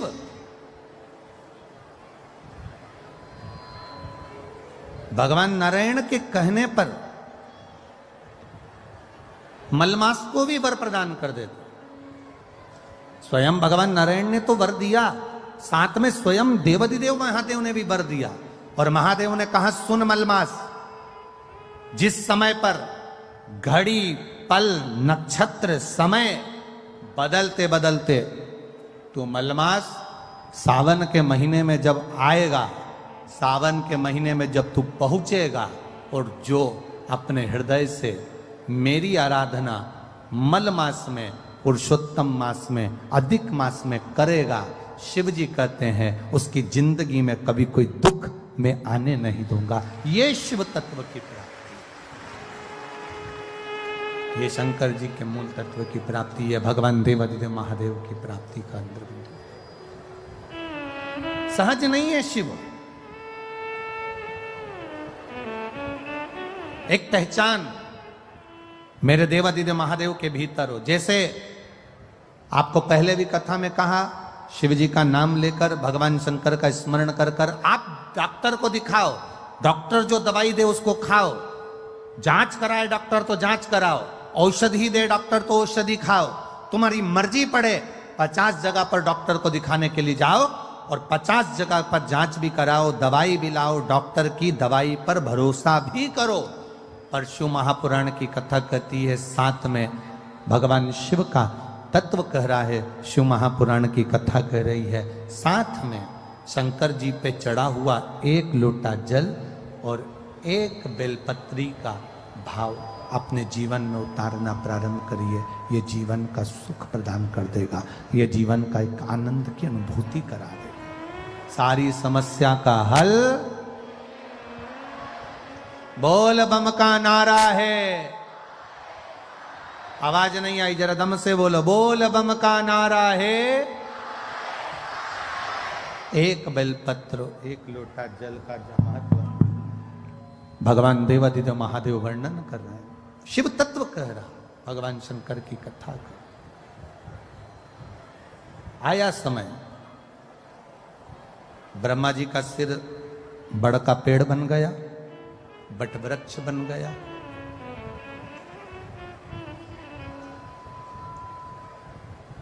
आराधना करी, भगवान ब्रह्मा जी से कहा अर्धनारीश्वर स्वरूप का दर्शन किया जाए। पहचानना शिव जी को कठिन है। एक बात बहुत ध्यान लगाकर सुनना, बैंक में एक मशीन होती है, बैंक के अंदर एक मशीन होती है, जिस मशीन में नोट की अगर गिनती चलती है तो नकली नोट अपने आप बाहर हो जाता है। बोलो सही है? अरे बोलो तो जम के, सही है ना? हमारे सामने अगर नकली नोट आ जाए तो हम नहीं पहचान सकते, हमारे सम्मुख में अगर नकली नोट आ जाए तो हम नहीं जान सकते। पर बैंक में एक मशीन होती है, उस मशीन पर अगर नोट गिनती हो रही है और उस नोट में अगर नकली नोट आ जाता है तो वो मशीन उस नोट को बाहर कर देती है। नकली है इसलिए बाहर कर देती। जितने शंकर भगवान के उपासक होते हैं, जितने भगवान शिव की आराधना करने वाले होते हैं, शिव भक्ति में डूबने वाले होते हैं, शंकर का गुणगान करने वाले होते हैं, शंकर की भक्ति में डूबने वाले होते हैं, जैसे नोट की मशीन में से नकली नोट बाहर हो जाता है, शिव महापुराण की कथा कहती है शंकर का गुणगान करने वाला जब रोज रोज शिव के मंदिर में जाता है तो उसके जीवन का दुख भी मंदिर के बाहर हो जाता है, उसके घर से बाहर हो जाता है, उसके जीवन का दुख समाप्त।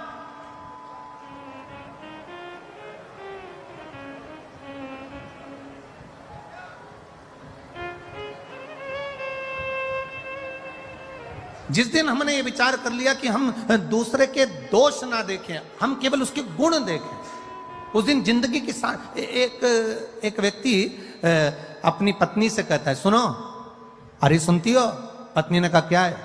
कल मेरा दोस्त भोजन करने आएगा, कल मेरा दोस्त खाना खाने आएगा। तो पत्नी ने कहा क्या करना है बताओ, क्या बनाऊं मैं? पति ने कहा तू बना कुछ भी, पर एक बात सुन, ये चप्पल जो रखी है ना सामने, ये छुपा के रख देना। सामने ये घड़ी रखी है ना, इसको छुपा के रख देना। सामने ये गुलदस्ता रखा है ना, इसको छुपा के रख देना।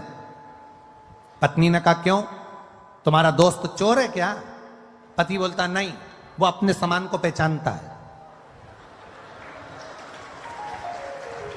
हम दोष देख रहे हैं,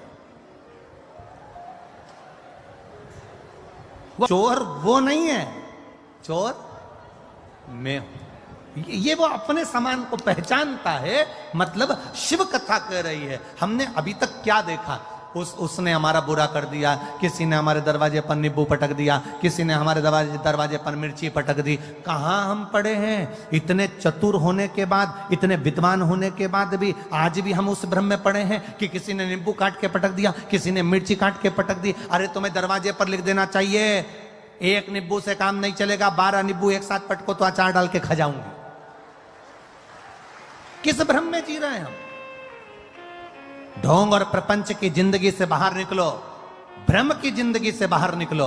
किसी ने नींबू पटक दिया तो दुख हो रहा है, किसी ने मिर्ची पटक दी तो दुख हो रहा है, किसी ने कुछ कह दिया तो दुख हो रहा है, दरवाजे पर कोई सिंदूर पटक गया तो सोचने में आ गया कहां जाऊं, किससे कहूं, दुख हो रहा है। शिव महापुराण की कथा कहती है मेरा देव अधिदेव महादेव शिवालय में रहता है। शंकर का जो मंदिर होता है उसको मंदिर नहीं कहते, उसको शिवालय कहते हैं। शिवालय मतलब जहां मेरा शंकर रहता है वो शिवालय कहलाता है। शिवालय का मतलब होता है उसमें भूत प्रेत डाकनी पिशाचनी देवता देवी देव सब कोई पित्र आदिक आदिक जितने देव हैं संसार के 33 कोटि देवी देवता जितने भी हैं सब देवाधिदेव महादेव के पास आते हैं, सब भगवान शंकर के पास आते हैं, सब भगवान शिव के पास आते हैं, सब भगवान की शरणागति में आते हैं। जितने भी देव हैं, जितने देवता, चाहे वो असुर भी हैं राक्षस भी हैं कोई भी है, वो शंकर की शरणागति में आ रहा है। तो शिव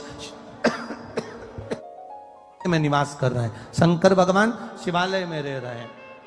गला पकड़ रहा है बाबू, माइक बहुत।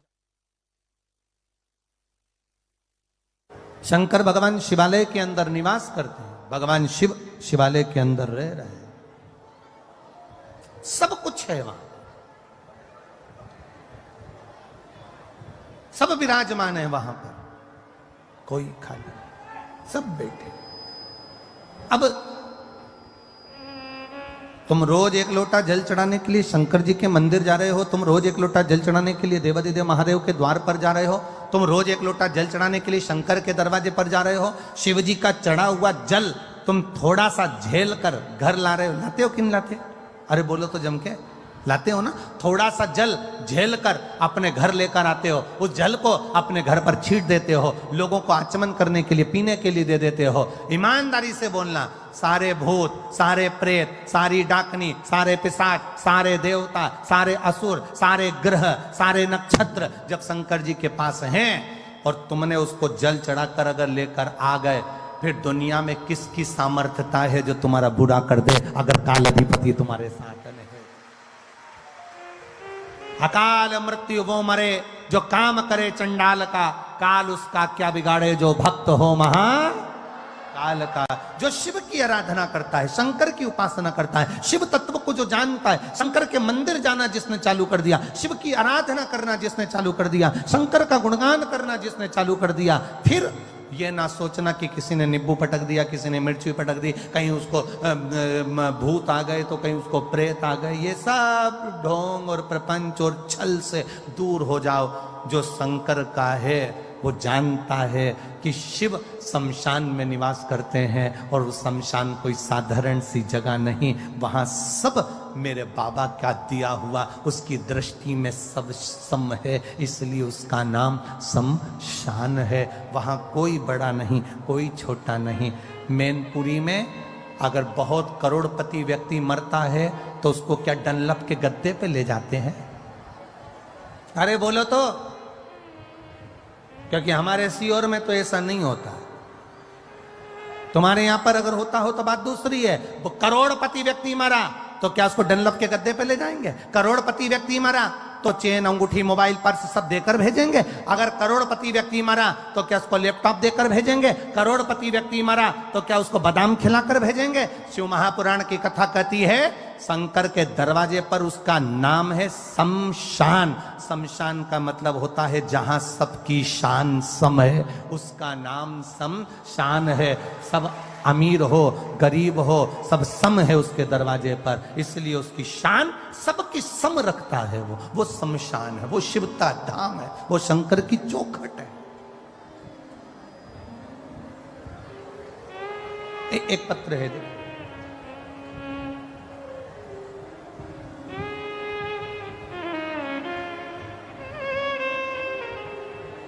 मेरा नाम पुष्पा पांडे, पति का नाम अरविंद पांडे, जिला मैनपुरी, ग्राम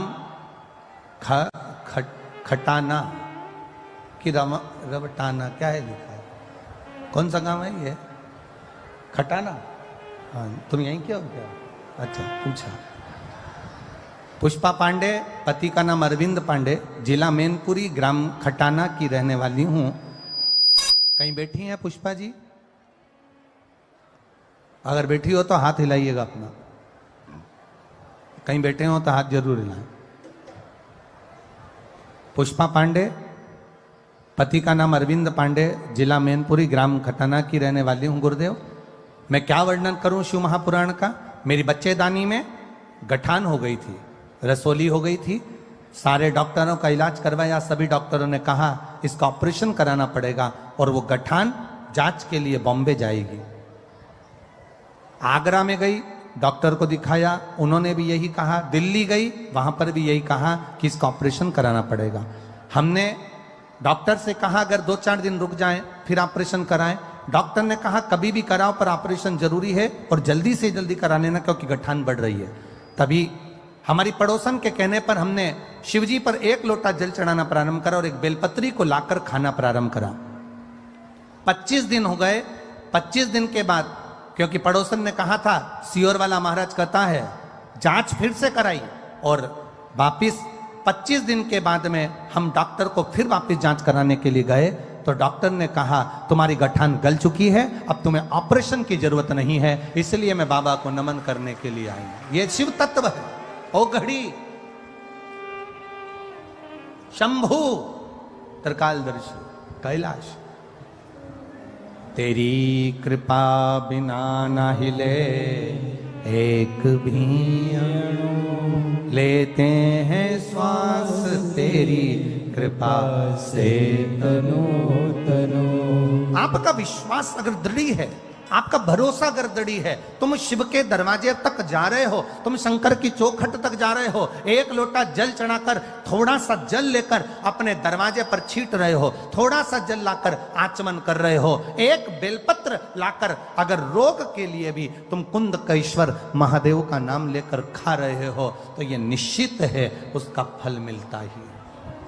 जिसकी किडनी, लीवर खराब हो जाता है, डायलिसिस चल रहे हो, 1 हफ्ते में 2 बार हो रहे हो, 3 बार हो रहे हो या बार बार हो रहे हो, उनसे निवेदन है प्रयास करना,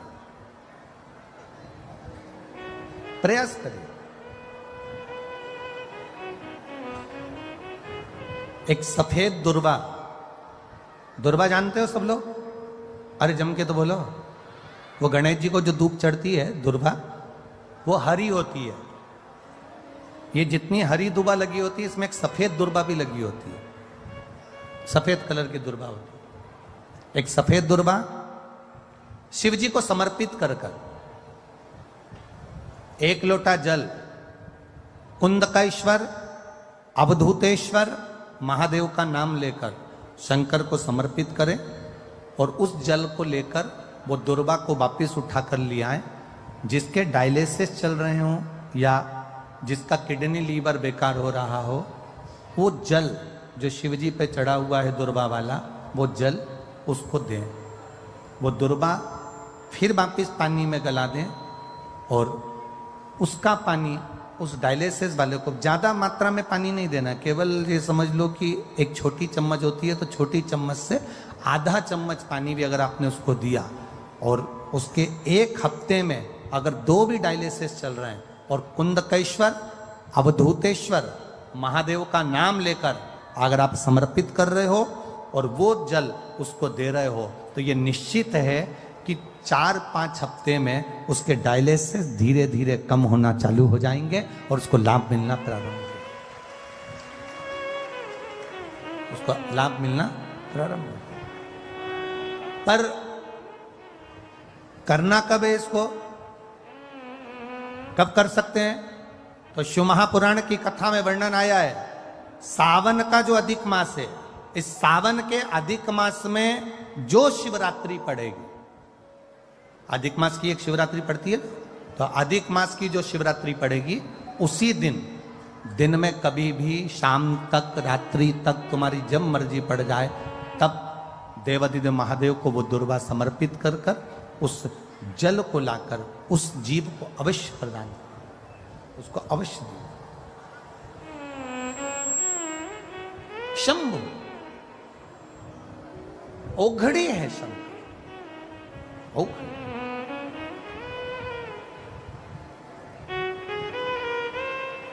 शिव कथा कहती है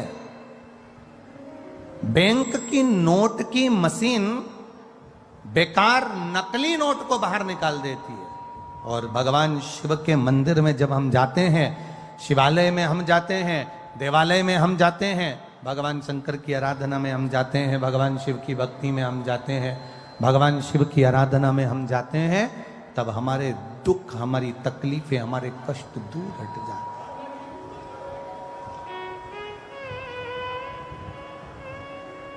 मेरे भोले तेरा सहारा है, मेरे भोले तेरा सहारा है, मेरी नैया का तू किनारा है, मेरी नैया का तू किनारा है। शिव तत्व की प्राप्ति हो, कहा सृष्टि की रचना करना,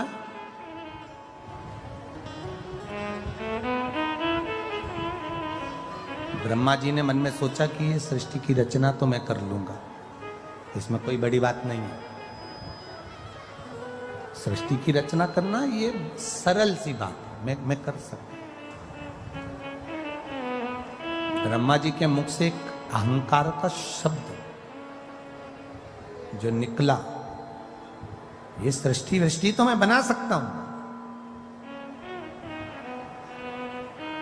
जिसके मुख से शब्द के पीछे का जो शब्द निकलता है, अगर वो निकल रहा है तो समझ लेना कि उसके अंदर अहंकार समाहित होके जा रहा है।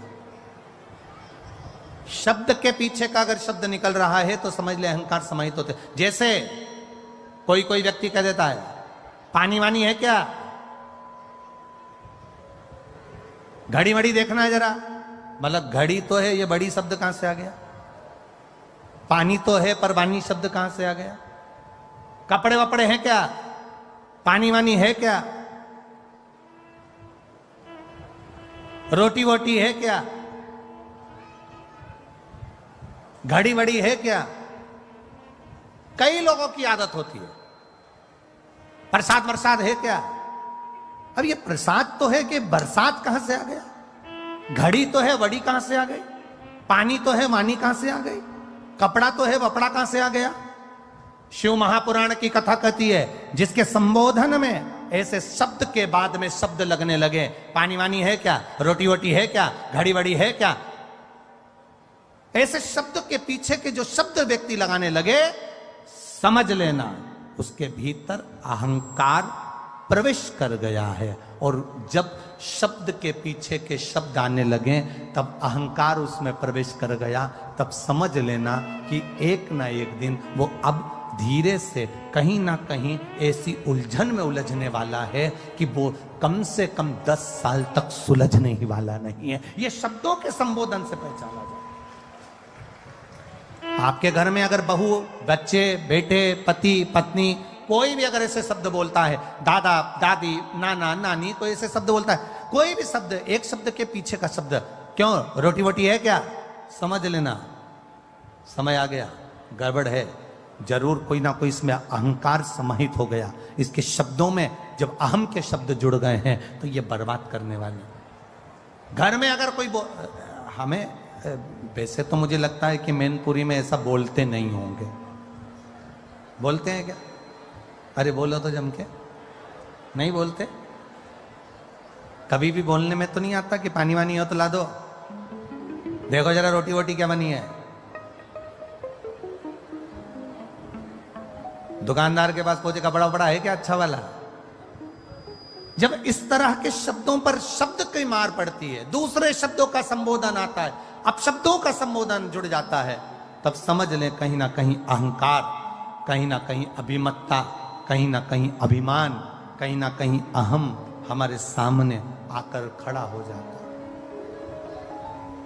अब जब वो अहम अभिमान हमारे सामने आकर खड़ा होता है तो वो हमको धीरे धीरे धीरे धीरे बर्बादी की ओर लेकर चले जाता है। धीरे धीरे वो हमको नष्ट करने की ओर लेकर चले जाता। ब्रह्मा जी ने कहा, ब्रह्मा जी ने संबोधन कहा कि सृष्टि की रचना तो हम कर सकते हैं, सृष्टि की रचना में करने में हमें कोई दिक्कत नहीं है, सृष्टि की रचना हम कर सकते हैं। जैसे ही ब्रह्मा के मुख से जो शब्द निकला वो अभिमत्ता का शब्द था, तो भगवान शिव जी ने कह दिया आप सृष्टि की रचना करो। मना क्या? ब्रह्मा जी ने सृष्टि की रचना करी। ब्रह्मा जी ने जब सृष्टि की रचना करना प्रारंभ करा, सृष्टि की रचना करना जब ब्रह्मदेव चालू करे, तो सबसे पहले ब्रह्मा जी ने जो सृष्टि रची वो किन्नरों की सृष्टि की रचना कर।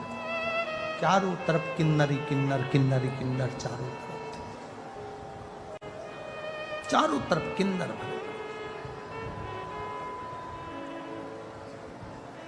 भगवान नारायण को हंसी आ गई। शिव जी ने देखा कि तुमने हंसा, अच्छा कार्य नहीं किया है महाराज, तुम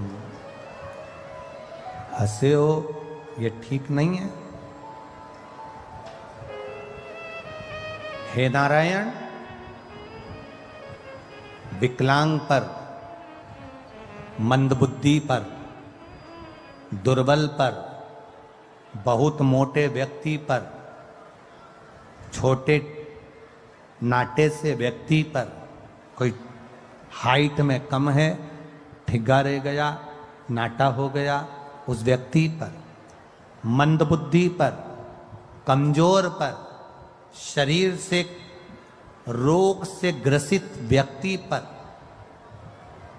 किन्नर पर 6 से 7 नाम हमारे शास्त्र वर्णन करते हैं। इन 7 लोगों पर जो हंसता है उसको एक जन्म उसी का लेना पड़ता है जिस पर वो हंसा है।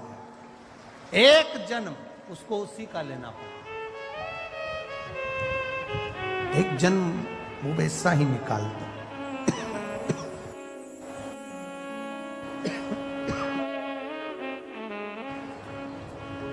एक जन्म वो वैसा ही निकाल देता है। तुम किन्नर पर हंसे हो, तुम्हें किन्नर का जन्म लेना पड़ेगा। और भगवान नारायण कृष्ण अवतार में एक बार युद्ध के मैदान में भगवान को भी किन्नर बनना पड़ा था। भगवान हंसे ना, किसी के दुख की घड़ी है तो हम क्यों हंस रहे हैं?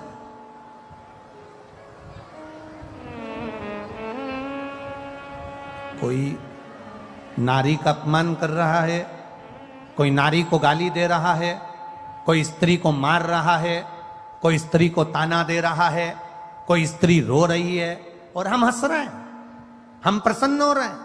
ये श्रेष्ठता नहीं है।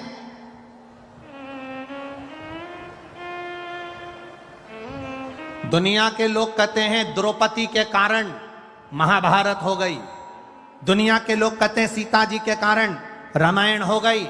जिन्होंने सही से महाभारत पढ़ी नहीं, जिन्होंने रामायण सही से पढ़ी नहीं, वो ऐसी बात करते हैं कि द्रौपदी के कारण महाभारत हो गई, सीता के कारण रामायण हो गई। जिन्होंने अगर अच्छे से महाभारत पढ़ी होती, जिसने अच्छे से रामायण पढ़ी होती, तो उनको अंदाजा लग जाता कि ये रामायण, ये महाभारत द्रौपदी और सीता के कारण नहीं हुई है। ये महाभारत केवल नारी का सम्मान नहीं हुआ इसलिए महाभारत हुई, और नारी का सम्मान नहीं हुआ इसलिए रामायण हुई। अगर स्त्री का सम्मान होना चालू हो जाए, नारी का सम्मान होना चालू हो जाए, नारी को आदरणीय शब्दों से संबोधन होना चालू हो जाए, नारी का आदर होना चालू हो जाए, नारी का सम्मान होना चालू हो जाए, तो ना कभी जिंदगी में महाभारत होती है, ना कभी जिंदगी में रामायण होती है। ये नारी का जब अपमान होता है, घर में स्त्री को अपशब्द कह देना, पत्नी को आड़ा टेढ़ा कह देना, घर की माता को अपशब्द कह देना, घर की बहन बेटी को अपशब्द कह देना, किसी नारी को अपशब्द कह देना, जब हम नारी का आदर नहीं कर पाते, नारी का सम्मान नहीं कर पाते, तब महाभारत भी होती है और रामायण भी होती है। ये स्त्रियों के, ये नहीं कि स्त्रियों के कारण हुई, कारण केवल तुम्हारा था, तुमने सम्मान नहीं दिया, तुमने आदर नहीं किया। शिव कथा कह रही, सुदर्शन मुनि की धर्म पत्नी ने कहा कि मैं मुझे नियम भेजा, अतिथि देवो, अतिथि का सत शिव मिलेगा इसमें, क्यों नहीं? आप कोई भी एक नियम तो पकड़ो, शंकर भगवान को मिलने में देरी नहीं लगेगी। आप पकड़ो एक नियम, ठीक है, अतिथि सत्कार का नियम पकड़ा, और अतिथि सत्कार का नियम जो पकड़ा, ऐसे नियम में डूब गई कि शंकर भगवान परीक्षा लेने चले तो पार्वती जी ने कहा कि तुम भोले हो, दे मत आना कुछ।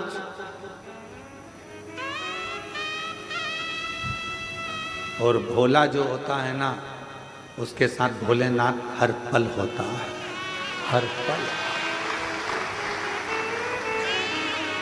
कुछ दे मत आना, ठीक है, अब मुझे जाने तो दे। पत्नी ने, माता पार्वती ने प्रसन्न चित्त से अपने पति को भेजा। एक दरिद्र का वेश बनाकर, बड़ा तन पर कपड़े फटे हैं, भिक्षुक का वेश बनाकर आवाज लगाई सुदर्शन मुनि के दरवाजे पर, माता भिक्षाम दे, भूख लगी, कुछ भाग मिले मुझे तो अच्छा है। सुदर्शन मुनि की पत्नी ने दरवाजा खोला। बाबा क्या बात है, भूख लग रही है?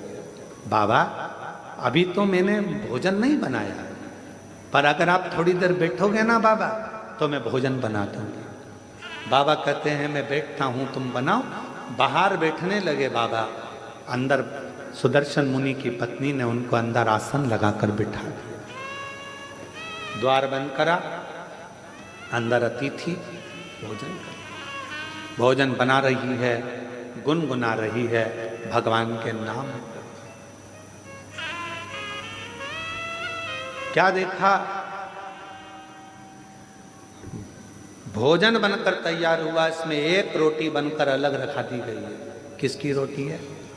गाय, रोटी अलग रखा। खूब हंसे भोलेनाथ, खूब डट के हंसे। गुस्सा आया थोड़ा सा सुदर्शन मुनि की पत्नी को कि हमारे घर भोजन करने आए और तुम हंस रहे हो, क्यों? सुदर्शन मुनि के दरवाजे पर बैठे हुए अतिथि के रूप में भोलेनाथ ने कहा कि धन्य है देवी, आप धन्य हैं। माँ, आपने जो रोटी मेरे लिए बनाई उसकी साइज इतनी बड़ी है, और जो गाय के लिए रोटी बनाई वो इतनी सी। होना तो ये चाहिए, मैं 2 पांव से चलता हूं, गाय 4 पांव से चलती है। मेरा शरीर छोटा है, गाय का शरीर बड़ा है, तो मेरी रोटी से बड़ी तो गाय की रोटी होना चाहिए। पर संसार के लोगों ने अपनी रोटी से छोटी रोटी गाय की कर दी है। बोलो, ये गलती केवल सुदर्शन मुनि की पत्नी से नहीं, अपने घर में भी होती है।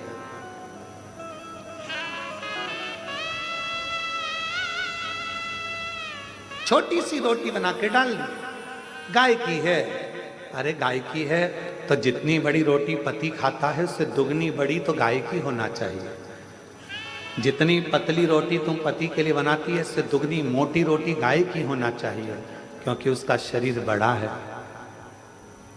दिन भर चलती है, दिन भर फिरती है। सुदर्शन मुनि के दरवाजे पर मेरे विश्वनाथ, मेरे शंभु भिक्षुक का रूप रखकर खूब ठाका लगाकर हंस दिए।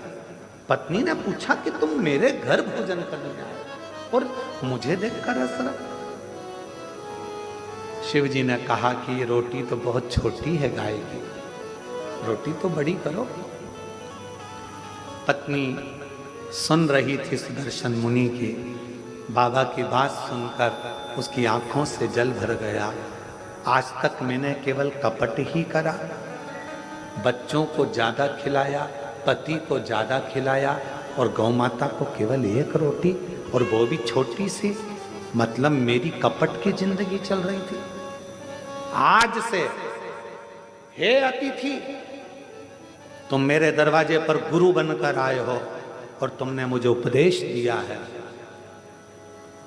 उपदेश दिया है। आज से मैं कभी कपट नहीं करूंगी। जैसा मेरा पति पावे वैसा अतिथि पावे, जैसे बच्चे पावे वैसे परमात्मा पावे, जैसे मेरे घर के पावे वैसे गौ माता पावे। एक उपदेश मेरे शंकर भगवान ने दिया। इसलिए प्रथम गुरु है शिव, आदि गुरु है शिव, आदि योगी है शिव। उपदेश दिया। अब दूसरा उपदेश का समय था। भोजन की थाली लगकर तैयार हुई अतिथि के लिए।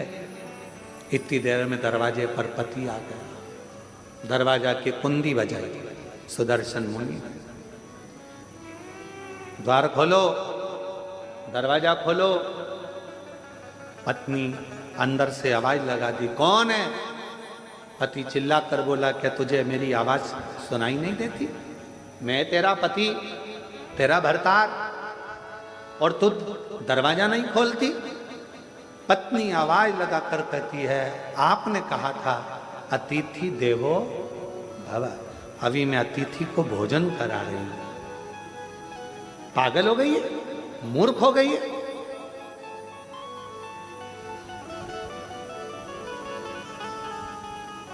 ना जाने किसको घर के अंदर बिठा कर रखा है, कोई चोरी कर कर चले जाएगा। बाहर निकाल उसको, दरवाजा खोल।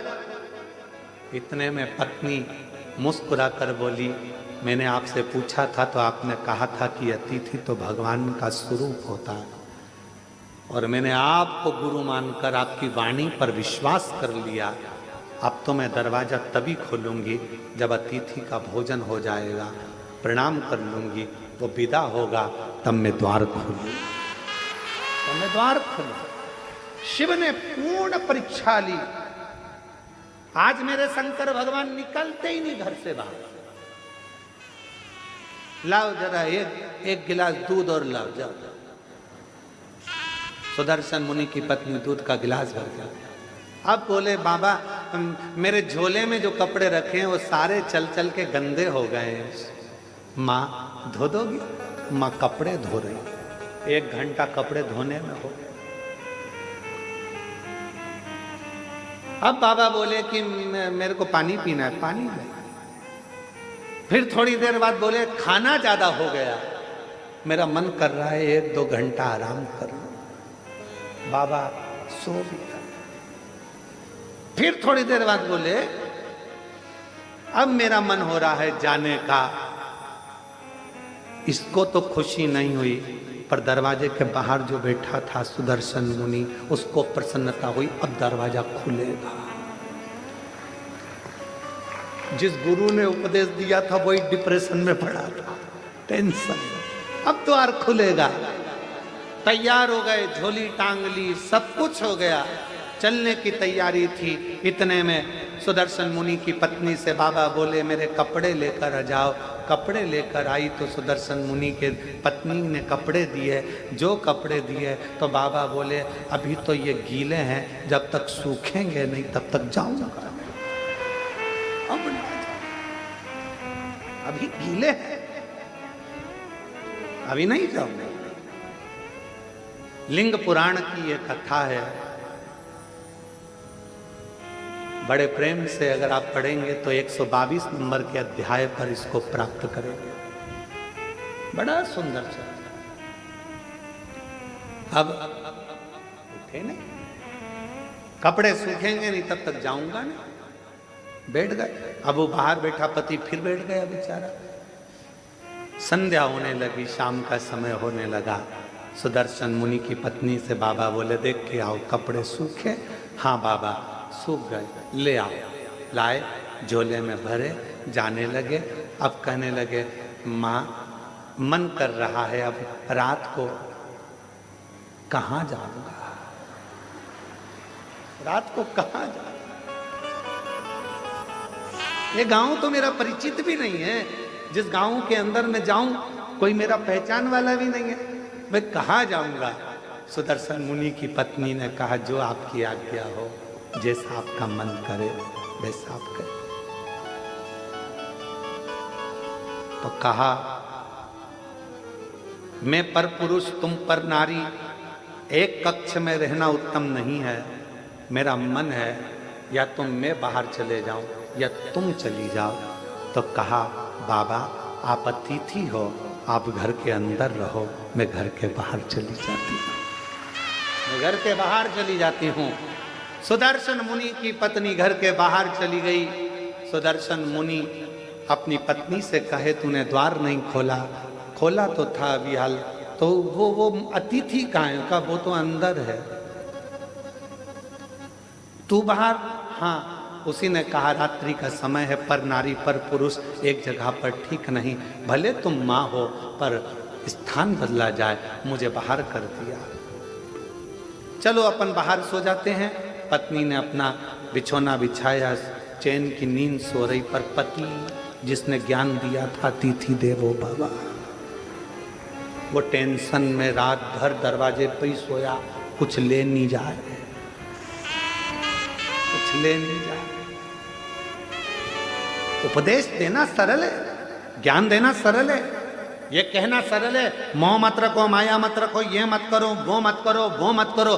ज्ञान उपदेश देने वाले ढेर सारे मिलेंगे। 24 घंटे मोबाइल पर देखो, कोई ना कोई उपदेश देता हुआ मिल जाएगा।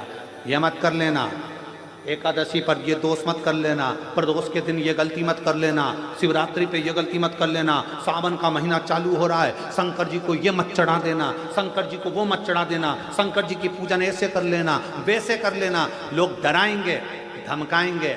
सावन भी तुम्हारा है, शिव भी तुम्हारा है, तुम्हारे दिल में आए वैसी पूजन करना छूट है। तुम्हारे दिल में आए वैसे शंकर को भजो, तुम्हारा मन करे वैसे शिव को रिझाओ, तुम्हारा दिल करे वैसे शंकर की आराधना करो। कोई कहे ये मत चढ़ाओ, पाप लगेगा, कोई के वो मत चढ़ाओ, पाप लगेगा। उसने कहा, पाप कहाँ होता है वो बताओ पहले। कहा, नरक चले जाओगे। तो कहा, तू देख कर आया क्या? हमारे पड़ोसी गए, अभी तक नहीं आए, बताया ही नहीं कि नरक है कि स्वर्ग है। जो जाता है वो बताता नहीं है कि मैं स्वर्ग में हूं कि नरक में हूं। इसलिए ये सब मेरे को मना सिखाओ। मेरा शंकर मेरा है, अड़भंगा मेरा है, शिव मेरा है। जल चढ़ाऊंगी तो भी मुझे स्वीकारेगा, नहीं चढ़ाऊंगी तो भी स्वीकारेगा, क्योंकि मेरा बाप है, शंकर है, शिव है, उसमें भ्रम नहीं, मुझे भ्रमता नहीं। मैं आडंबर में पड़ने वाली नहीं। कोई ने कहा ये मत चढ़ाओ, कोई ने कहा वो मत चढ़ाओ, कोई ने कहा ऐसा मत करो, कोई ने कह दिया वैसा मत करो, कोई ने कहा ये कर देना तो ऐसा हो जाएगा, कोई ने कहा वैसा कर देना तो वैसा हो जाएगा। अरे हम तो बाबा के भरोसे चलते हैं, हम तो बाबा के भरोसे चलते हैं। आडंबर से भी उपदेश देना सरल है, कहना सरल है, ऐसा मत करो, ऐसा मत करो, कठिन है काम, बहुत कठिन। पति उपदेश दे दिया, अतिथि देवो भव, दरवाजे पर सो रहा है। सुदर्शन मुनि दरवाजे पर सो रहे हैं, कुछ लेकर ना चले जाए। दूसरे दिन सुबह धर्म पत्नी के नेत्र खुले, पति के चरणों को प्रणाम करा, दरवाजा बजाया, अतिथि देवो महादेवो, अतिथि देवो महादेवो, दरवाजा बजाया। शंकर भगवान जो रूप में थे, दरवाजा खोला, खोलकर जो पत्नी ने दर्शन किया, ये कोई दरिद्र भिक्षुक नहीं है, ये तो मेरा देव अधिदेव महादेव खड़ा, मेरा शिव। क्या देखा? अंदर झांक कर पत्नी ने देखा, पूरा दरवाजा सोने से लदा हुआ था। जिस कक्ष में रात्रि में शिव रुके थे, वो पूरा कक्ष हीरे और पन्नों से भरा हुआ था, अंबारियों से लदा पड़ा। पति को जगाने के लिए पत्नी गई, इतनी देर में मेरा देव अधिदेव महादेव चला गया, शंकर गया।